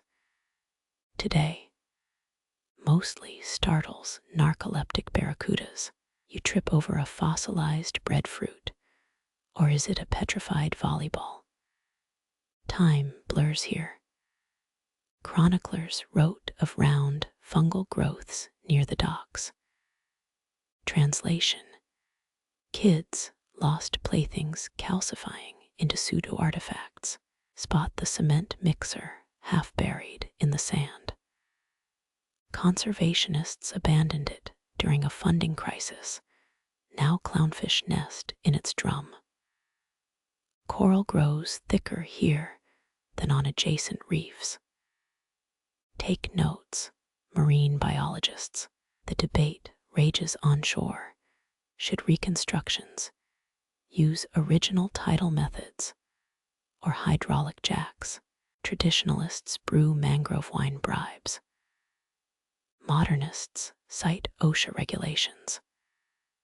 The ruins themselves seem unimpressed, crumbling at the exact rate predicted in 1803 palm leaf ledgers. Your dive watch alarms low battery or lunar proximity alert. Either way, it's time to retreat. As you exit, the tide licks a poem onto your footprints, a haiku in foam and regret. Historians still argue whether these ruins are a blueprint or a eulogy. The parrotfish don't care. They've already repurposed the throne room into a gender reveal party. Eggs hatching in the queen's sarcophagus. Let's call it generational sublet. Salt crystallizes on your arm, a temporary tattoo of vanished empires. Tomorrow's architects will scrub it off, unknowingly repeating the same old dance with the tide. Innovation's just plagiarism with better PR. Sunset stains the shallows blood orange. Somewhere beneath you, an urchin rearranges pottery shards into a swear word. Plus saw change. The ocean whispers against your legs now, amber waves lapping where kings once walked. Breathe slow, feel the tide pull secrets back to its chest. Those coral-crusted arches aren't ruins, just shells grown around memory. Let your mind drift like the parrotfish, weightless, in rooms where queens once calculated moonlight against stone. Beneath you, spirals carved 900 years ago still hum with the moon's rhythm. Close your eyes. Imagine traders from Gujarat cradling these patterns like sacred maps. Even concrete and GoPro turtles can't outswim history's undertow. Your fingers brush sand worn smooth as parchment. That soda can crushed into a ghost ship rusts softer than empire. Laughter bubbles up yours or the plankton's. No difference here. Let the Fanta logo blur into stardust. The watchtower's steps dissolve under your heels, each groove precisely 3 fingers wide. Builders knew erosion would claim their work, yet still they carved measure into rock. Follow their lead, surrender what you've clutched too tight. Hear that hollow song rising through the plaza. It's the sea exhaling through ancient lungs. No storm warnings left, just a lullaby for barracudas and burdened minds. Clownfish dart through the cement mixer's jaw industry, remade as crib. Smile, coral thrives where plans crumble. Maybe your unresolved knots will bloom algae too, given time. Your footprints fade faster than 2008's art scandals. Let them go. The tide writes better poems than we ever could. That hermit crab's hieroglyphic BRB winks as you retreat, a covenant sealed in salt-flecked sand. Sleep comes like the plankton's glow, soft, inescapable. Historians argue artists bluff, urchins spell obscenities with pottery shards. None of it matters to the moon dragging waves across the architect's graves. Beneath your floating limbs, the coral throne room hosts new life. Eggs pulse where crowns once rested. Rest too. Let the queen's calculus of tides rock you into the dark. Tomorrow's builders will scrub salt from their hands, unknowingly reciting the tide's endless poem with palms pressed to stone. The last ripple leaves your skin as you rise, the ruins already forgetting your shape. Good names are anchors. Drift now, no need to be more than shadow and coral-dusted wrists. The ocean never stops whispering, but you've heard enough for one lifetime. Slowly, softer, let it go. Let it all fade to silence.